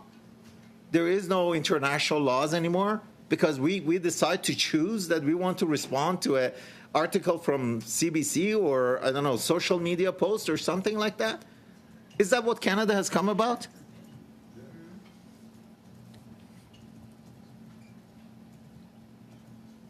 As I said, just turn around and say, if you're sitting at the negotiation table and you're watching this, you're going to say, holy crap. Is this how contracts and is this how disclosure is going to look like and how we're going to? I'll ask a simple question. I would really love to know how many contracts our government is negotiating and how many of those are on pause because they're actually looking at the outcome of this committee. And if you think this is irrelevant, I beg the difference. This is extremely relevant. Why? Because we are risking many things. We are risking the Canada that has said itself to be a leader. We are risking that. We are risking the fact that we are saying Canada is a safe place to invest. We are risking jobs. So it is extremely relevant, and it's to the point when we have come and suggested as an amendment, let's look at the contract, unredacted. We will ask as input from Stellantis that, or whoever designed the contract, which part are extremely confidential. We will look at the unredacted. We'll look at the contract, and we'll get an idea of what needs to be redacted. Let the company decide. And let the company decide. I agree. That's the clause in the contract. Yeah, but why are you deciding? But the whole point of it is, I am looking at the contract, and I'm not making it the public. If you're gonna make the decision for the company decide what they want to redact, then we don't have an issue. Let's agree to the amendment, the motion that we put in. Let's get the redacted contract from the company. Let's bring it into a closed meeting. We have the unredacted. We have the redacted. We look at it. And we mitigate that risk. We eliminate that reasonable doubt. that exists. We eliminate the fact that now our partner countries are looking at us right now. There may be 5 Canadians looking at us at CPAC, but I'm telling you, there are a lot of other countries and trade commissioners are looking at us to see what we're going to come up with. And you know what? Going back to the Canadians saying, oh, I'm sorry, is not going to work. Point of order. So I definitely... Sorry, Mr. Shawari. Mr. Perkins on a point of order. In the vicious circle that we're in this statement, the member earlier said, and I think this is the issue of repetition. Earlier he said we would get an unredacted contract. Now he's saying we'll get a redacted contract. So in the circle to spin wheels and spin time, he seems to be confused. First of all, that's not the point of this is a debate. Second of all, the member across misunderstood That's me. actually for me to comment on yourself, Mr. And I'll go to clerk anytime to be able to ask the clerk allow me to finish, please. But I am actually writing notes now of everyone's comments about the repetition. So please Thank you. Be on point and continue, so, Mr. Shawari. So the key thing is, what is our contract saying? What's our amendment is saying? That we want to have access to unredacted copy of the contract. Great. We're going to look at that. And we also get a copy of the redacted from the company, and we compare the two. It can't be any more transparent. By doing this, we are mitigating the risk of doing a potential damage as a result of unintended consequences of full disclosure. Is there reasonable doubt that we may not only impact this contract, this job, but also other negotiations and other contracts? Point of order, repetition. Do we have the right to do that? Impacting other contracts that are theoretical, he said about 5 times now. Yeah. So if you're keeping notes, I count that as number 6. Thank you, Mr. Perkins. Number 6 is responsibility, sir. Number 6 is about risk mitigation. Risk mitigation is about protecting Canada as a leader. It's about safe place to invest. It's about making sure that our government demonstrate that we protect jobs. And it's also saying that we, as members of this parliament, are exercising our fiduciary responsibility to ensure that we don't expose the government of Canada and the Canadian and our agreement internationally into a risk. That's why it's relevant. That's why it's important for us to take the amendment and move on, because we're going to get to the bottom of this. And I assure you, it's going to be a success story for the government, and it's going to show you that how we deal with our contracts in Canada. Thank you, Mr. Chair. Thank you, Mr. Shawari. Next on my list, I have Ms. Atwin. Go ahead, please. Thank you very much, Mr. Chair. I'm mentioning right off the top, I appreciate everyone's time this evening, and I know it's getting pretty late there. It's a little later here on the East Coast as well. I'll be as clear and direct as possible, of course. But I really want to reiterate that it's important for me to outline for my constituents, for stakeholders and Canadians who are paying attention to this, and I do believe people are paying attention to this. There was some back and forth about that earlier, but I really do feel Canadians are concerned about this. But it's important for me, again, to outline my position and my rationale in deciding on this amendment. So for me, Mr. Chair, of course, it's about facts, and it should be for all of us who are engaged in this very important discussion. So again, how did we get here? It starts with a social media post by Windsor Police. That's really where this discussion began, which cued the online misinformation mill that unfortunately made its way into the House of Commons and into our very important standing committees with limited resources, I might add. Here's some facts. There's nothing new about Canadian firms leaning on foreign professionals when launching new industrial projects. Fact, there isn't a single mass-scale battery cell production facility operating in Canada, and this is the reason Stellantis opted for a joint venture with LG Energy in the first place to tap into their technical expertise. Another fact, that the transferring of Korean nationals into Canada through Nexstar exists only because of the Canada-Korean Free Trade Agreement, an agreement that was negotiated, of course, and signed by Conservatives themselves back in 2014. So we have to ask ourselves again, what's different now? Why are we doing this? Another piece, I think is really important, and Madame Vignola, she mentioned this a bit in her intervention, and that there are problems, of course, in some of Canada's programs regarding the possible exploitation of migrant workers. And I certainly agree with her in her concerns for the well-being of these workers. But the answers to that really important debate, which I hope we have, and I hope there's lots of discussion on it another time, of course, and not in this committee because I don't think it's appropriate. But those answers will not also be found in the documents, redacted or otherwise, that we're discussing here with this amendment. So again, we're going to stick to the facts and stick to why this amendment, I think, is important for us to really focus on. And facts, again, I think eliminate the concerns raised by our colleagues. And that's why I'm kind of going back to some of the things that they've mentioned. Another fact. Without comparable government supports for Point of order, plans. Mr. Chair.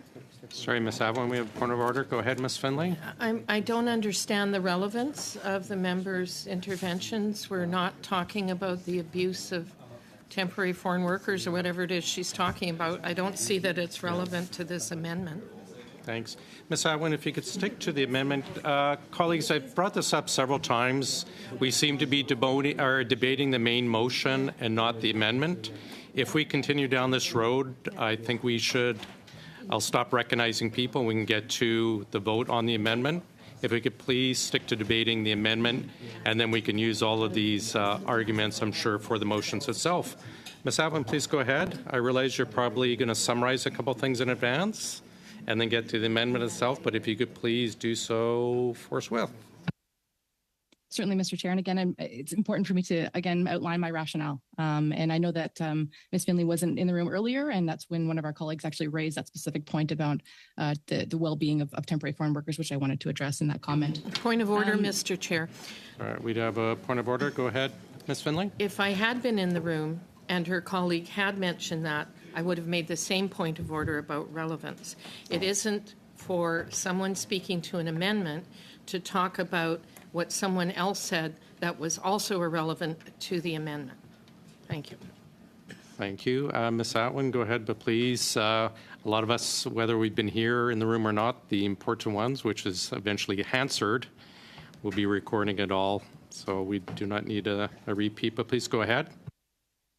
Thank you, Mr. Chair.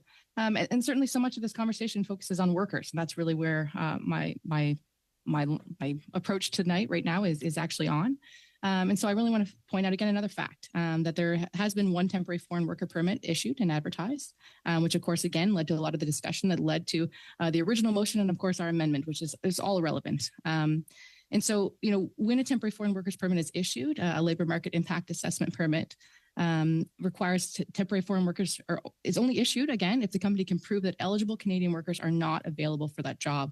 So again, it speaks to some of the confusion. And again, I would argue the inappropriate use of the replacement workers term that has again led to why we're all here this evening. And of course, I mean, many of us actually, we were inundated in our offices with IRCC work. So I'm sure Point of order. Are familiar. Excuse me, yes, Ms. Atwin, go ahead, Mr. Perkins. Relevance to the motion about why the contract should be secret versus public to the Canadian taxpayer, not about whether or not there are jobs created. Thank you, Mr. Perkins. I will repeat, Ms. Atwin, you seem to be debating the original motion and not the amendment itself. I'll ask that, again, we always give wide latitude to discuss issues, but I ask you please to get to the discussion of the amendment itself, please. Certainly, Mr. Chair. And of course, the amendment is about whether or not we're willing to risk, these very important investments and the reputations that we have here in Canada, and again the possibility of deterring future important investments like this that can have the potential to transform, of course, our economy, and of course I'm thinking specifically about those in Windsor. We've heard a lot about that this evening, and so it's important again to know that investors need to have clarity that we're not going to play games with their contracts, and I really believe that's what this is about. And that's really what I've tried to explain this evening again with my facts that I really want to focus on.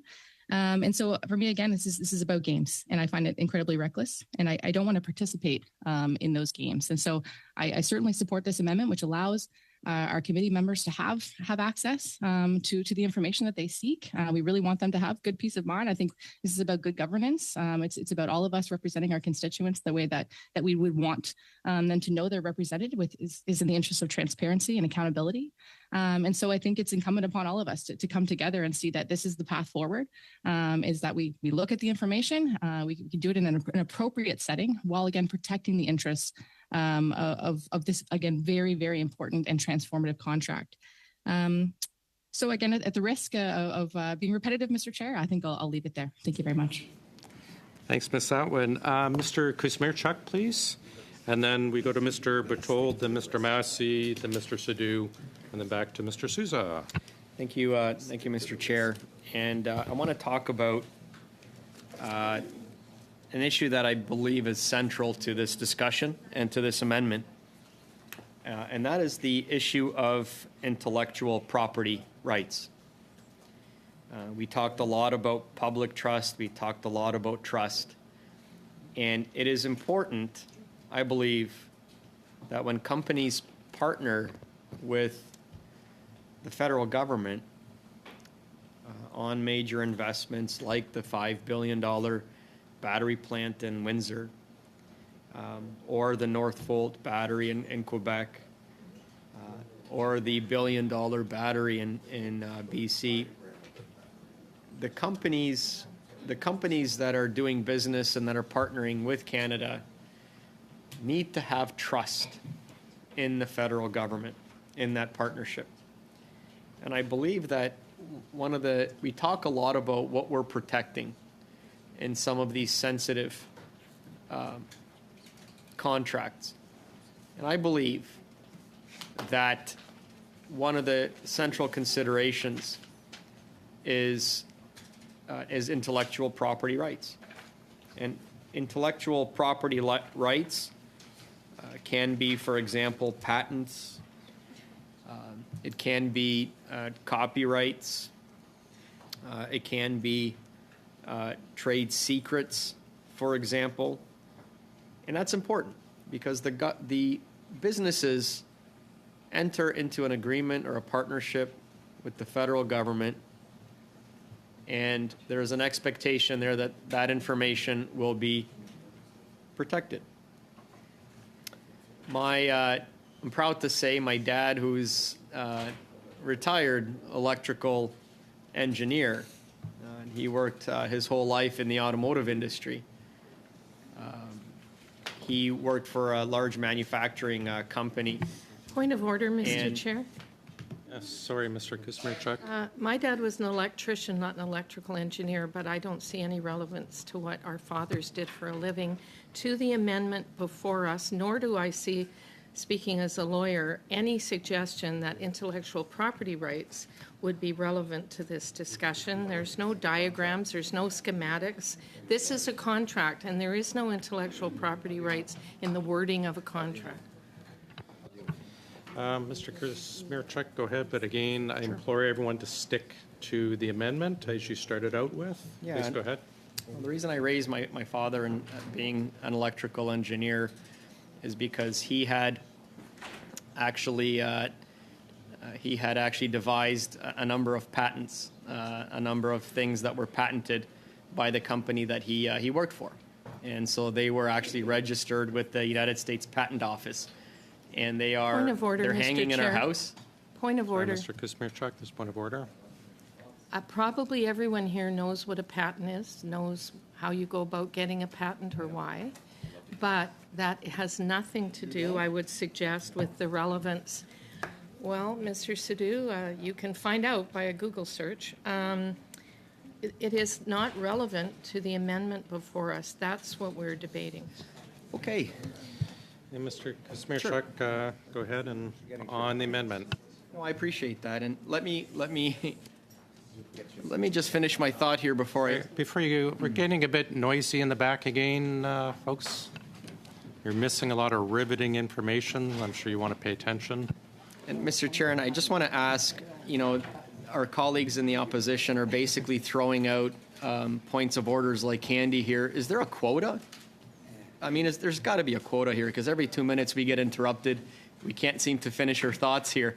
So I'm just wondering, I'd be happy are we to. just going to see point of order after point of order after point of order here? I mean, We're at- well, listen. Yeah. I think I've got the floor here. There have been a lot of point of orders, but to be fair, we've gone quite past, I think, fairness on relevance and repetition on the amendment itself. If we're ready to vote on it Mr. and Chair. people have stopped Mr. being Chair. able to debate on the amendment itself and want to get to the motion that we seem to be debating a lot, let's do so. But if we just get back to Yes. the amendment, debate on the amendment, I'm sure we'll have less We're talking point of about, orders. Mr. Chair, we're talking about confidential Go ahead. information. We're talking about confidential information, why it needs to be protected.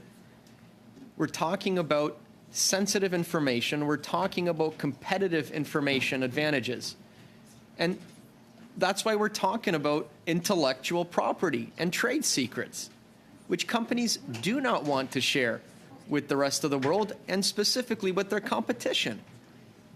Point of You order? can say irrelevance all you want, but this is the absolute heart of the issue. Sorry, we have a point of order. Let me interrupt you. Mr. Perkins? Oh, my. Contracts have a provision in it, as the member well knows, because I know he listened very intently to my comments on this. It has a contract that allows the commercial company to redact Okay. the commercially sensitive things. You would know that if you paid attention to my speech, the way we sure. are paying attention to your riveting Mr. speech. Perkins. So you're not relevant. Mr. Perkins, I'm sure you get a chance next time you're up. Mr. Kuzmierczak, on the amendment, please. Yeah, absolutely. So let me right now tell you why this is relevant, why talking about intellectual property is relevant. Let me read to you a quote from Gowling entitled Lithium-Ion Batteries in Canada, IP Considerations. And it's an article that was written not too long ago, July 27, 2023. And one of the highlights of this article is, and the subtitle is Main Challenges for Canadian Companies from an IP Perspective. And let me highlight, because this is really, really important. There's a point number 3. There's a subsection called Protecting Trade Secrets. The battery industry relies on closely guarded trade secrets, such as proprietary manufacturing processes and sensitive data, ensuring strict confidentiality measures internally and during collaborations is critical to safeguarding valuable intellectual property. Protecting trade secrets can be challenging in international markets as the level of legal protection and enforcement may vary between countries. Companies operating globally must be aware of the legal landscape in each jurisdiction and take appropriate measures to safeguard their confidential information. Now, my question is, if a company enters into a confidential contract with a partner, I assume that they don't want that contract to be made public, that there is information there that is important that must be guarded. The battery industry relies on closely guarded trade secrets. Ensuring strict confidentiality measures internally and during collaborations is critical. Is critical. Is critical. And so, you know, we had a big issue in NCAA football, in college football, just this week or last couple weeks, where University of Michigan Wolverines, go blue, were accused of stealing signs in a football game, and the coach of the team was literally suspended because they were accused of stealing signs. And that's a football game. That's how serious they take sign stealing. How serious do you think a company takes contractual information, proprietary information, intellectual property, strategic information, strategic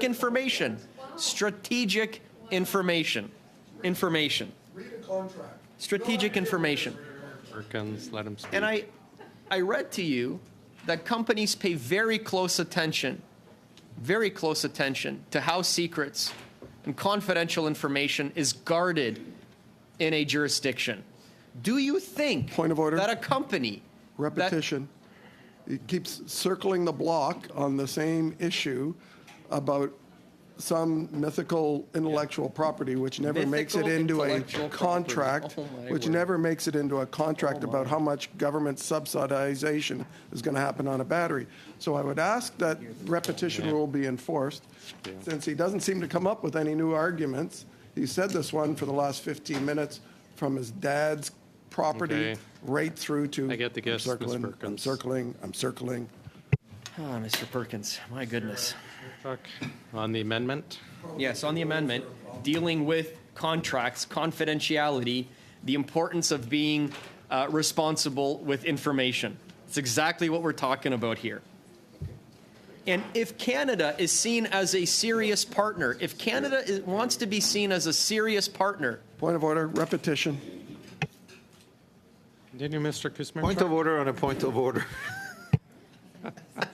Well, you can do your own, but not. Continue, Mr. Kuzmierczak. Mr. Chair, I'll be honest. Mr. Kuzmierczak has the Chair, I'll floor, be Mr. honest. Jouari, and Mr. Mr. Chair. Perkins. The only repetition I see is the point of order after point of order after point of order. Like, we're supposed to be having a serious discussion about a serious issue. You know, some of us are trying to act like adults here and talk about a serious issue. But let me talk about. Continue, Mr. Kuzmierczak, on the Let me amendment. talk about the importance of patents and how countries and companies take seriously the issue of protecting information. Point of order. Oh my goodness. Mr. Perkins, The motion, the amendment to the motion before us is not about patent law. It's about a contract on a government subsidy. There's no relevance to patent law. I'm sure Mr. Kuzmierczak will get to it. Continue. Mr. Chair, this is a conversation about risk. And if a company enters into an agreement with a company for a $5 billion investment, and when they make sign a contract or agreement that is confidential, and if we cannot honor that contract and that confidentiality, then what does it say about the climate of intellectual property protection in this country and in Point of Canada order, as a serious repetition. partner? And that is Allow him the to fundamental get to it. I'm point. saying the same thing. So I know, Mr. Perkins, let me let him provide get to some it. let me provide some facts here. Patents. I want to talk about patents and how important they are. And how Point of important order. Actually, I am going to interrupt. You will need to get to the amendment. The amendment has nothing to do with patents. I understand absolutely if you're does. able to loop it in a minute or something, wonderful, but please get to the amendment, It or we can move to the next speaker. We've got a lot of interested people. Mr. Chair, again, this is it. This is exactly why we are trying to steer a middle road that protects confidential information, sensitive information. What do you think the word sensitive information means? Point of order, repetition. Continue, Mr. Kuzmierczak.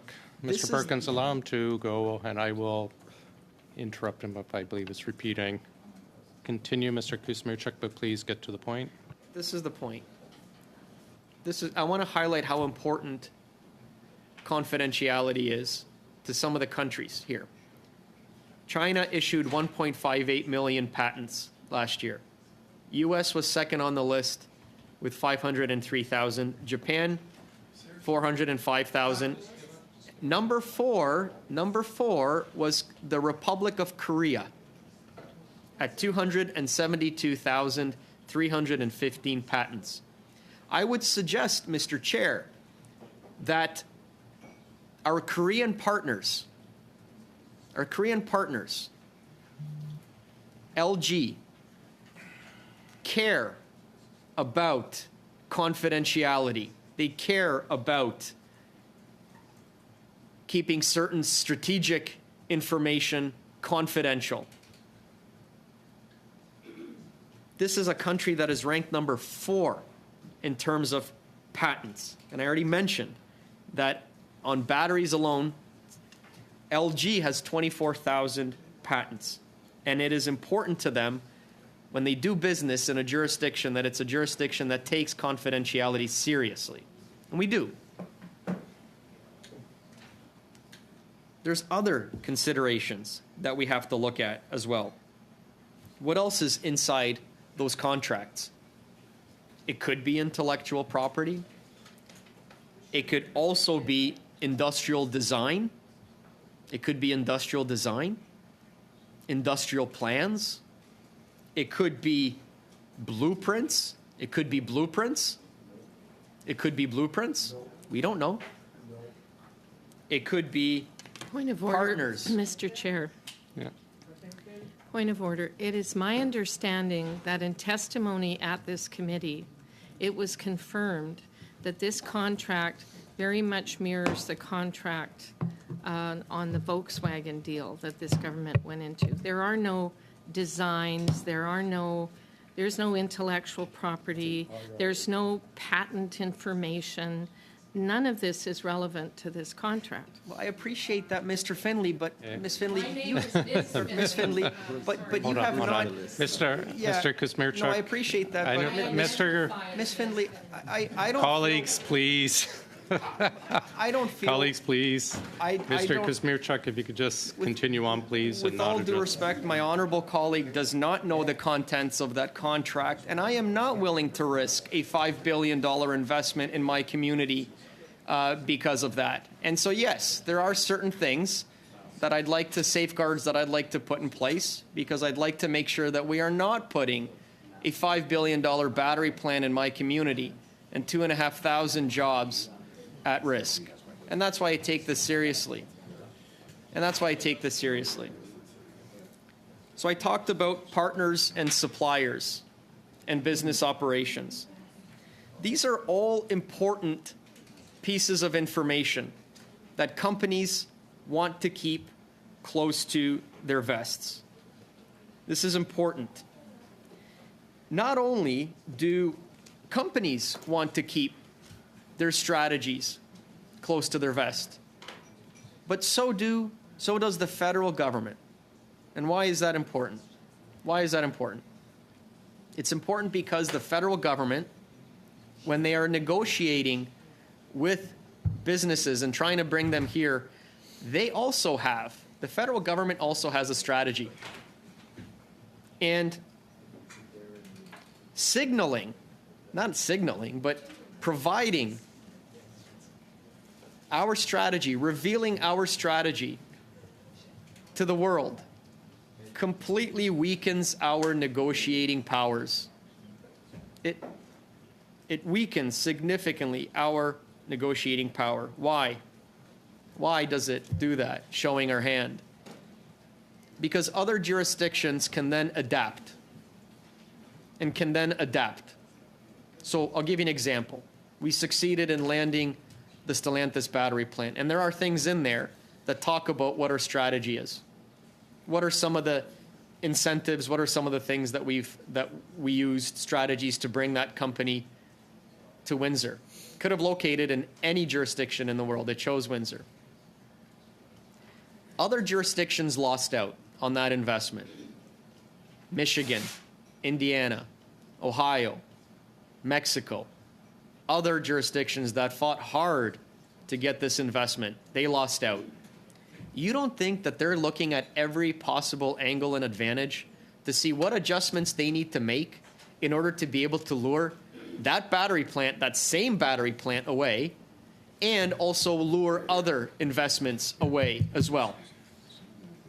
As I said before, we publish all that information, we might as well hand the keys to that battery to Michigan and Indiana and Ohio and Alabama and Tennessee. And those living in manufacturing communities have been paying very close attention over the last 2 decades where those investments have been going.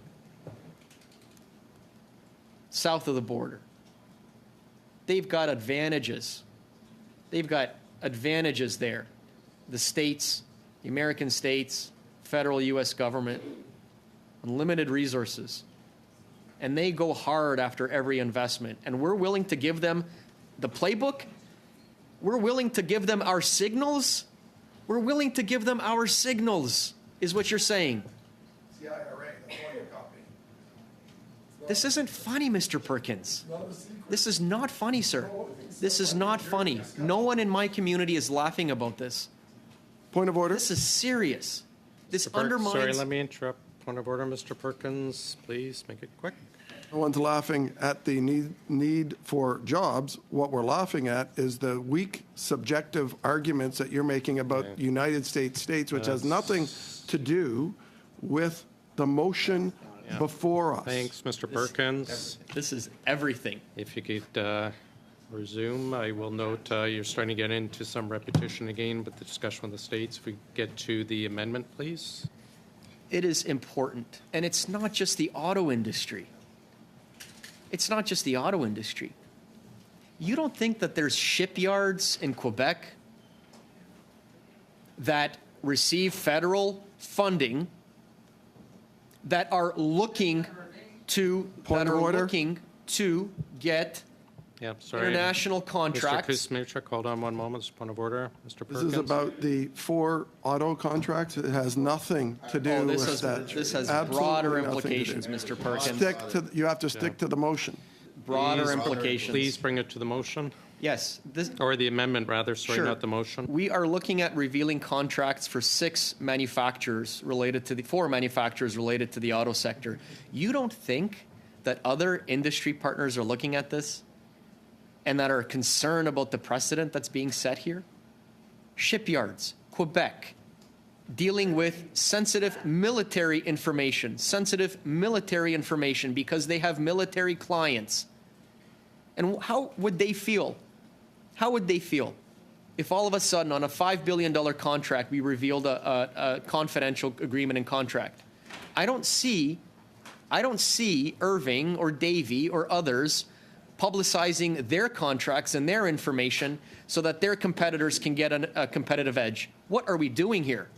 This completely undermines our entire industrial strategic policy. What are we doing?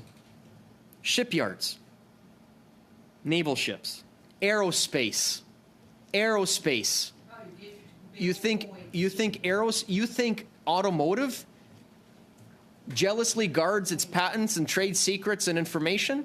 Aerospace, one of the most highly competitive, secretive industries, because every single piece of information is parsed and has strategic value. What message do we send to our aerospace manufacturers when we say that we are willing to publish confidential agreements at the drop of a hat? Where is the responsibility?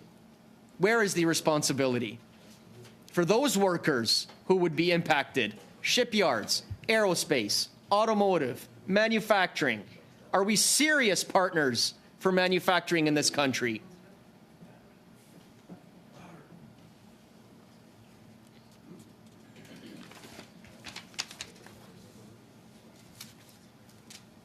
Here Law is a company, IP company in Canada, and it has a report titled Statistics on the Value and Importance of Intellectual Property. How important is intellectual property? Intellectual property is an economic driver in Canada, the US, Europe, and increasingly around the globe. 51% of Canada's economy is represented by knowledge-based industries. Point of order.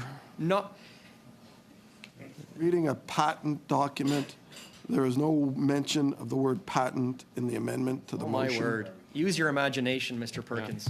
No, I think we have reached a point. We really need, please get back to the amendment as such. If we're ready, Mr. we're Chair, done with the this argument. Let is me finish, the nub. Mr. Kuzmierczak.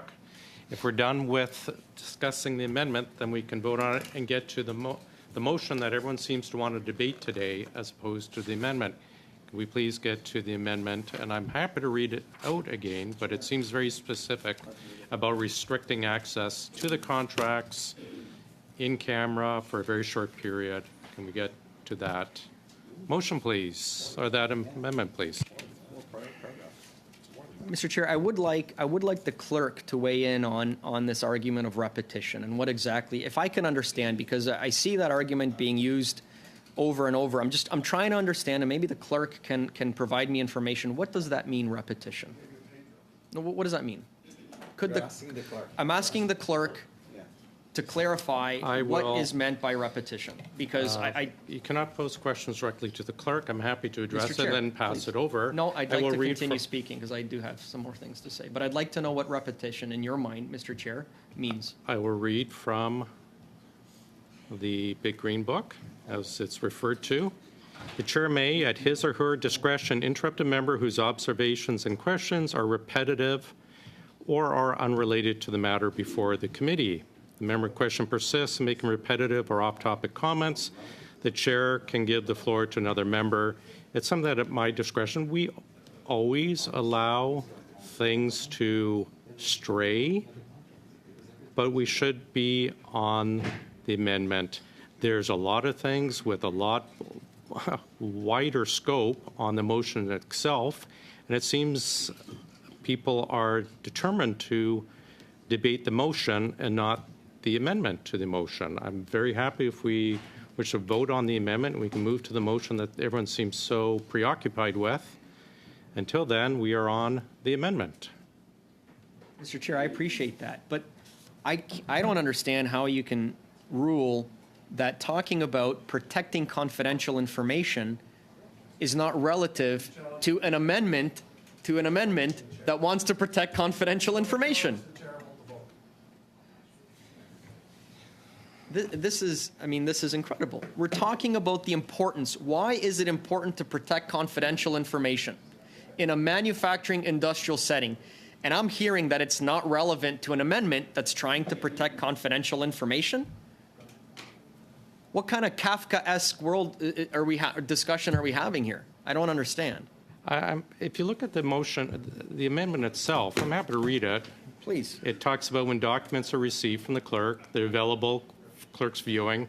Nowhere does it state issue about concerns about losing businesses or losing business, losing investment, and those such issues that seem to be repeated again and again. And having sat through public accounts with the vaccines, it was the exact same arguments made by Pfizer, Moderna, and the government and public and PSPC and various stakeholders. And we actually had them in committee. They admitted, yeah, we've never pulled out any business, but I don't see anything specific about the confidentiality worry about companies pulling out. We always allow a very wide breadth, and I'm happy to continue that, but we do need to get to or stick closer to the amendment as such.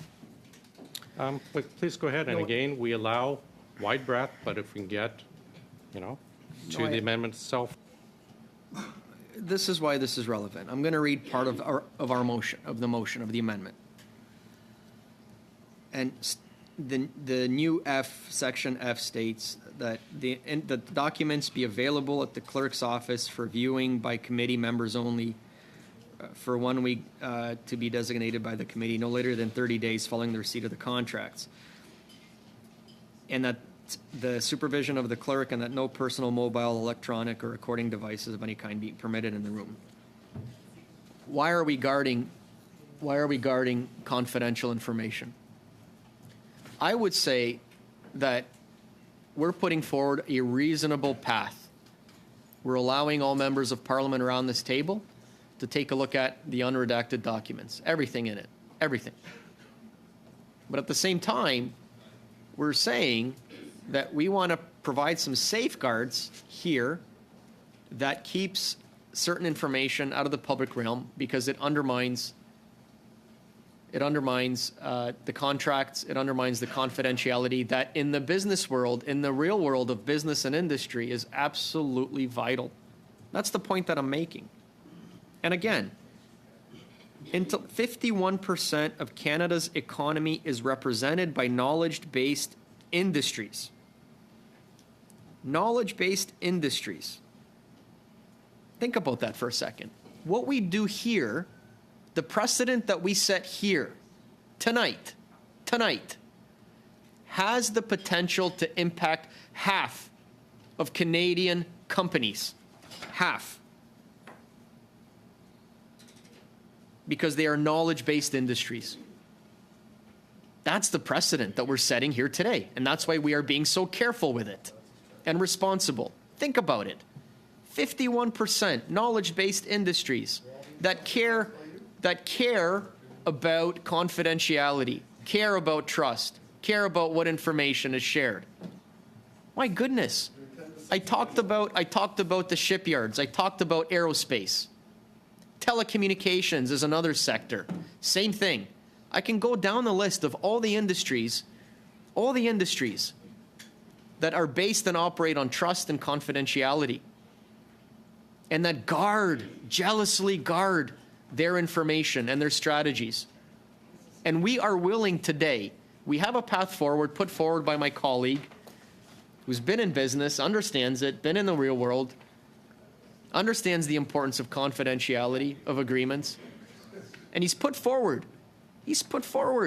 an amendment that achieves that, allows us to have that level of accountability, oversight, but protects Canada's position as a trusted leader, a trusted partner, a reputation we have spent decades building. This is why this is important in this committee. This is why it matters. This is why partners and stakeholders in our community need to know the discussions that are taking place here and need to know the positions that MPs around this table are taking. I'm not willing to undermine a $5 billion battery plant in my community for a TikTok video. Good luck. I'm not going to sign up to that. And I'm not going to sign up to weakening Canada's position as a trusted partner in manufacturing, in industry, in aerospace, in manufacturing, in telecommunications. Trust is important. We were sent here to represent our communities. It's a fundamental role of democracy. That is the sacred and hallowed contract between us and our communities. We understand that. And that's why we're putting forward the opportunity for members of Parliament representing their constituents to take a look at the contract. I'll tell you, I see the campaign of misinformation and disinformation whose sole purpose is to erode national support and trust in the battery plant that is so important to my community. But now we've opened up a second front. By this original motion, we want to undermine the world's trust in Canada? We have $30 billion of foreign investment in just the last 2 years. We're number 3 in terms of foreign direct investment in the world. Countries are coming to us to partner with us to build things here, to lead the world here. And we want to tell them that they can't trust us, that they can't be partners, that we don't believe in confidentiality? This is what's at stake here. This is what's at stake here. And when companies can't trust the federal government and partner with us, if we can't secure their information, their strategies, and you can call it intellectual property, you can call it patents, you can call it strategies, information. If we can't do that, they're gone.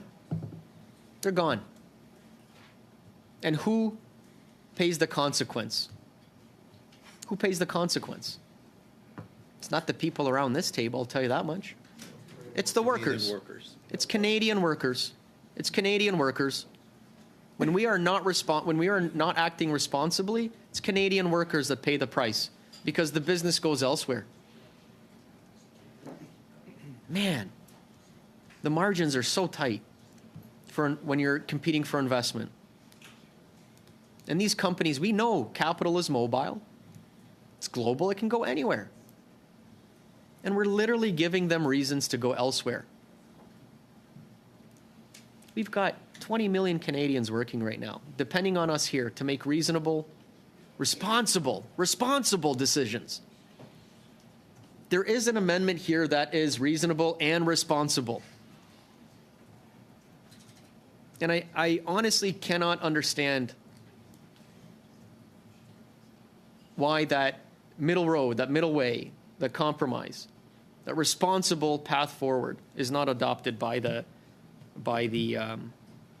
members of this committee. I don't understand it.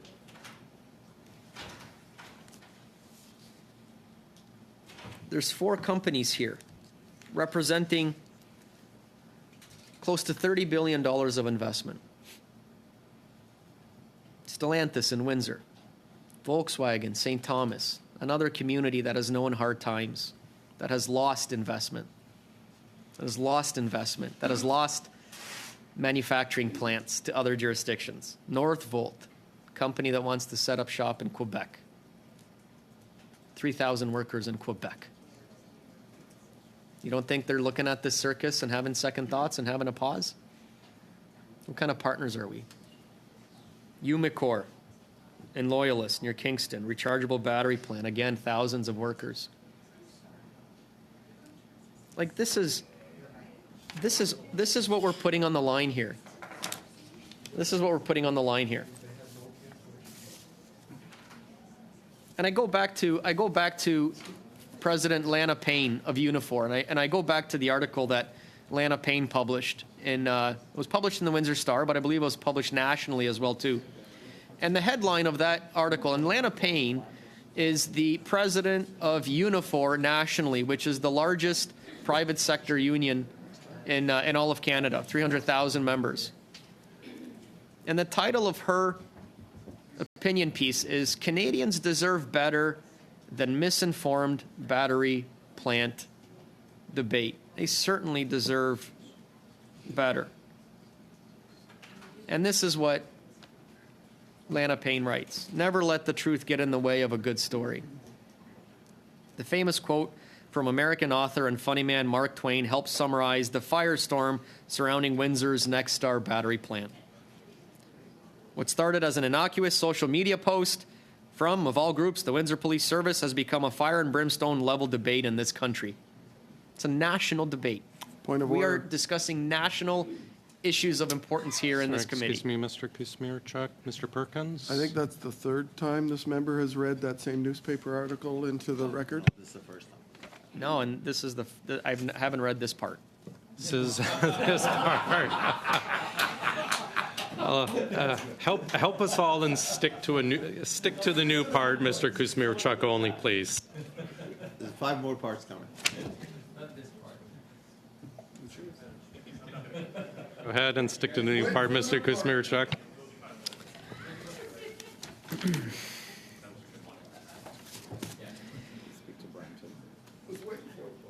Anyone who knows anything about the startup of major industrial projects knows that it takes a lot of different people and many different jobs to pull these things together.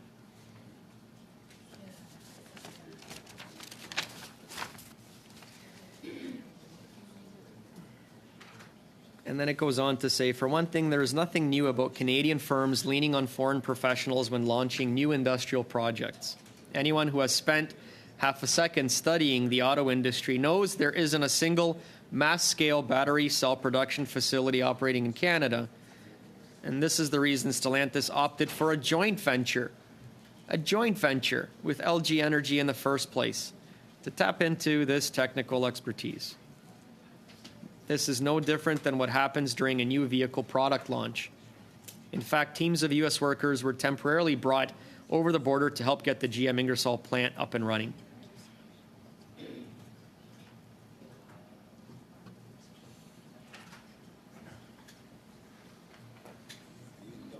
It's embarrassing, quite frankly, the tenor of political debate on this issue.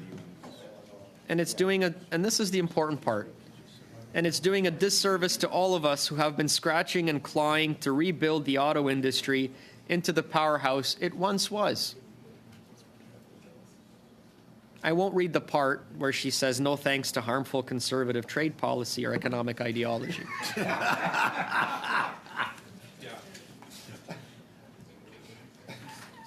Speak to the impacts on Brampton as well, right? And then finally it says no one has more at stake in this matter than Canadian workers. And just the last part, I appreciate your latitude, Mr. Chair. This Nexstar battery plant will provide jobs to help transition workers, including Unifor members, displaced in the EV shift. And it is the linchpin for future EV assembly Unifor members will do in both Windsor and Brampton. Without comparable government supports for battery plants as provided by the U.S., this plant would have been built south of the border. And it's as simple as that.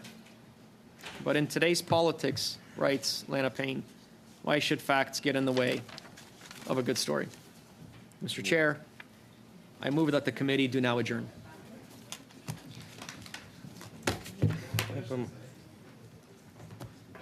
A motion to adjourn. Sir, if you do vote, please. Ms. Atwin? Yes. Mr. Sidhu? Mr. Jawari? Yes. Mr. Kuzmirchuk? Yes. Mr. Sousa? Yes. Mr. Perkins? Vote. I thought he was subject. No. No. Mr. Janos? No. Mr. Berthold? No. Madame Vignola?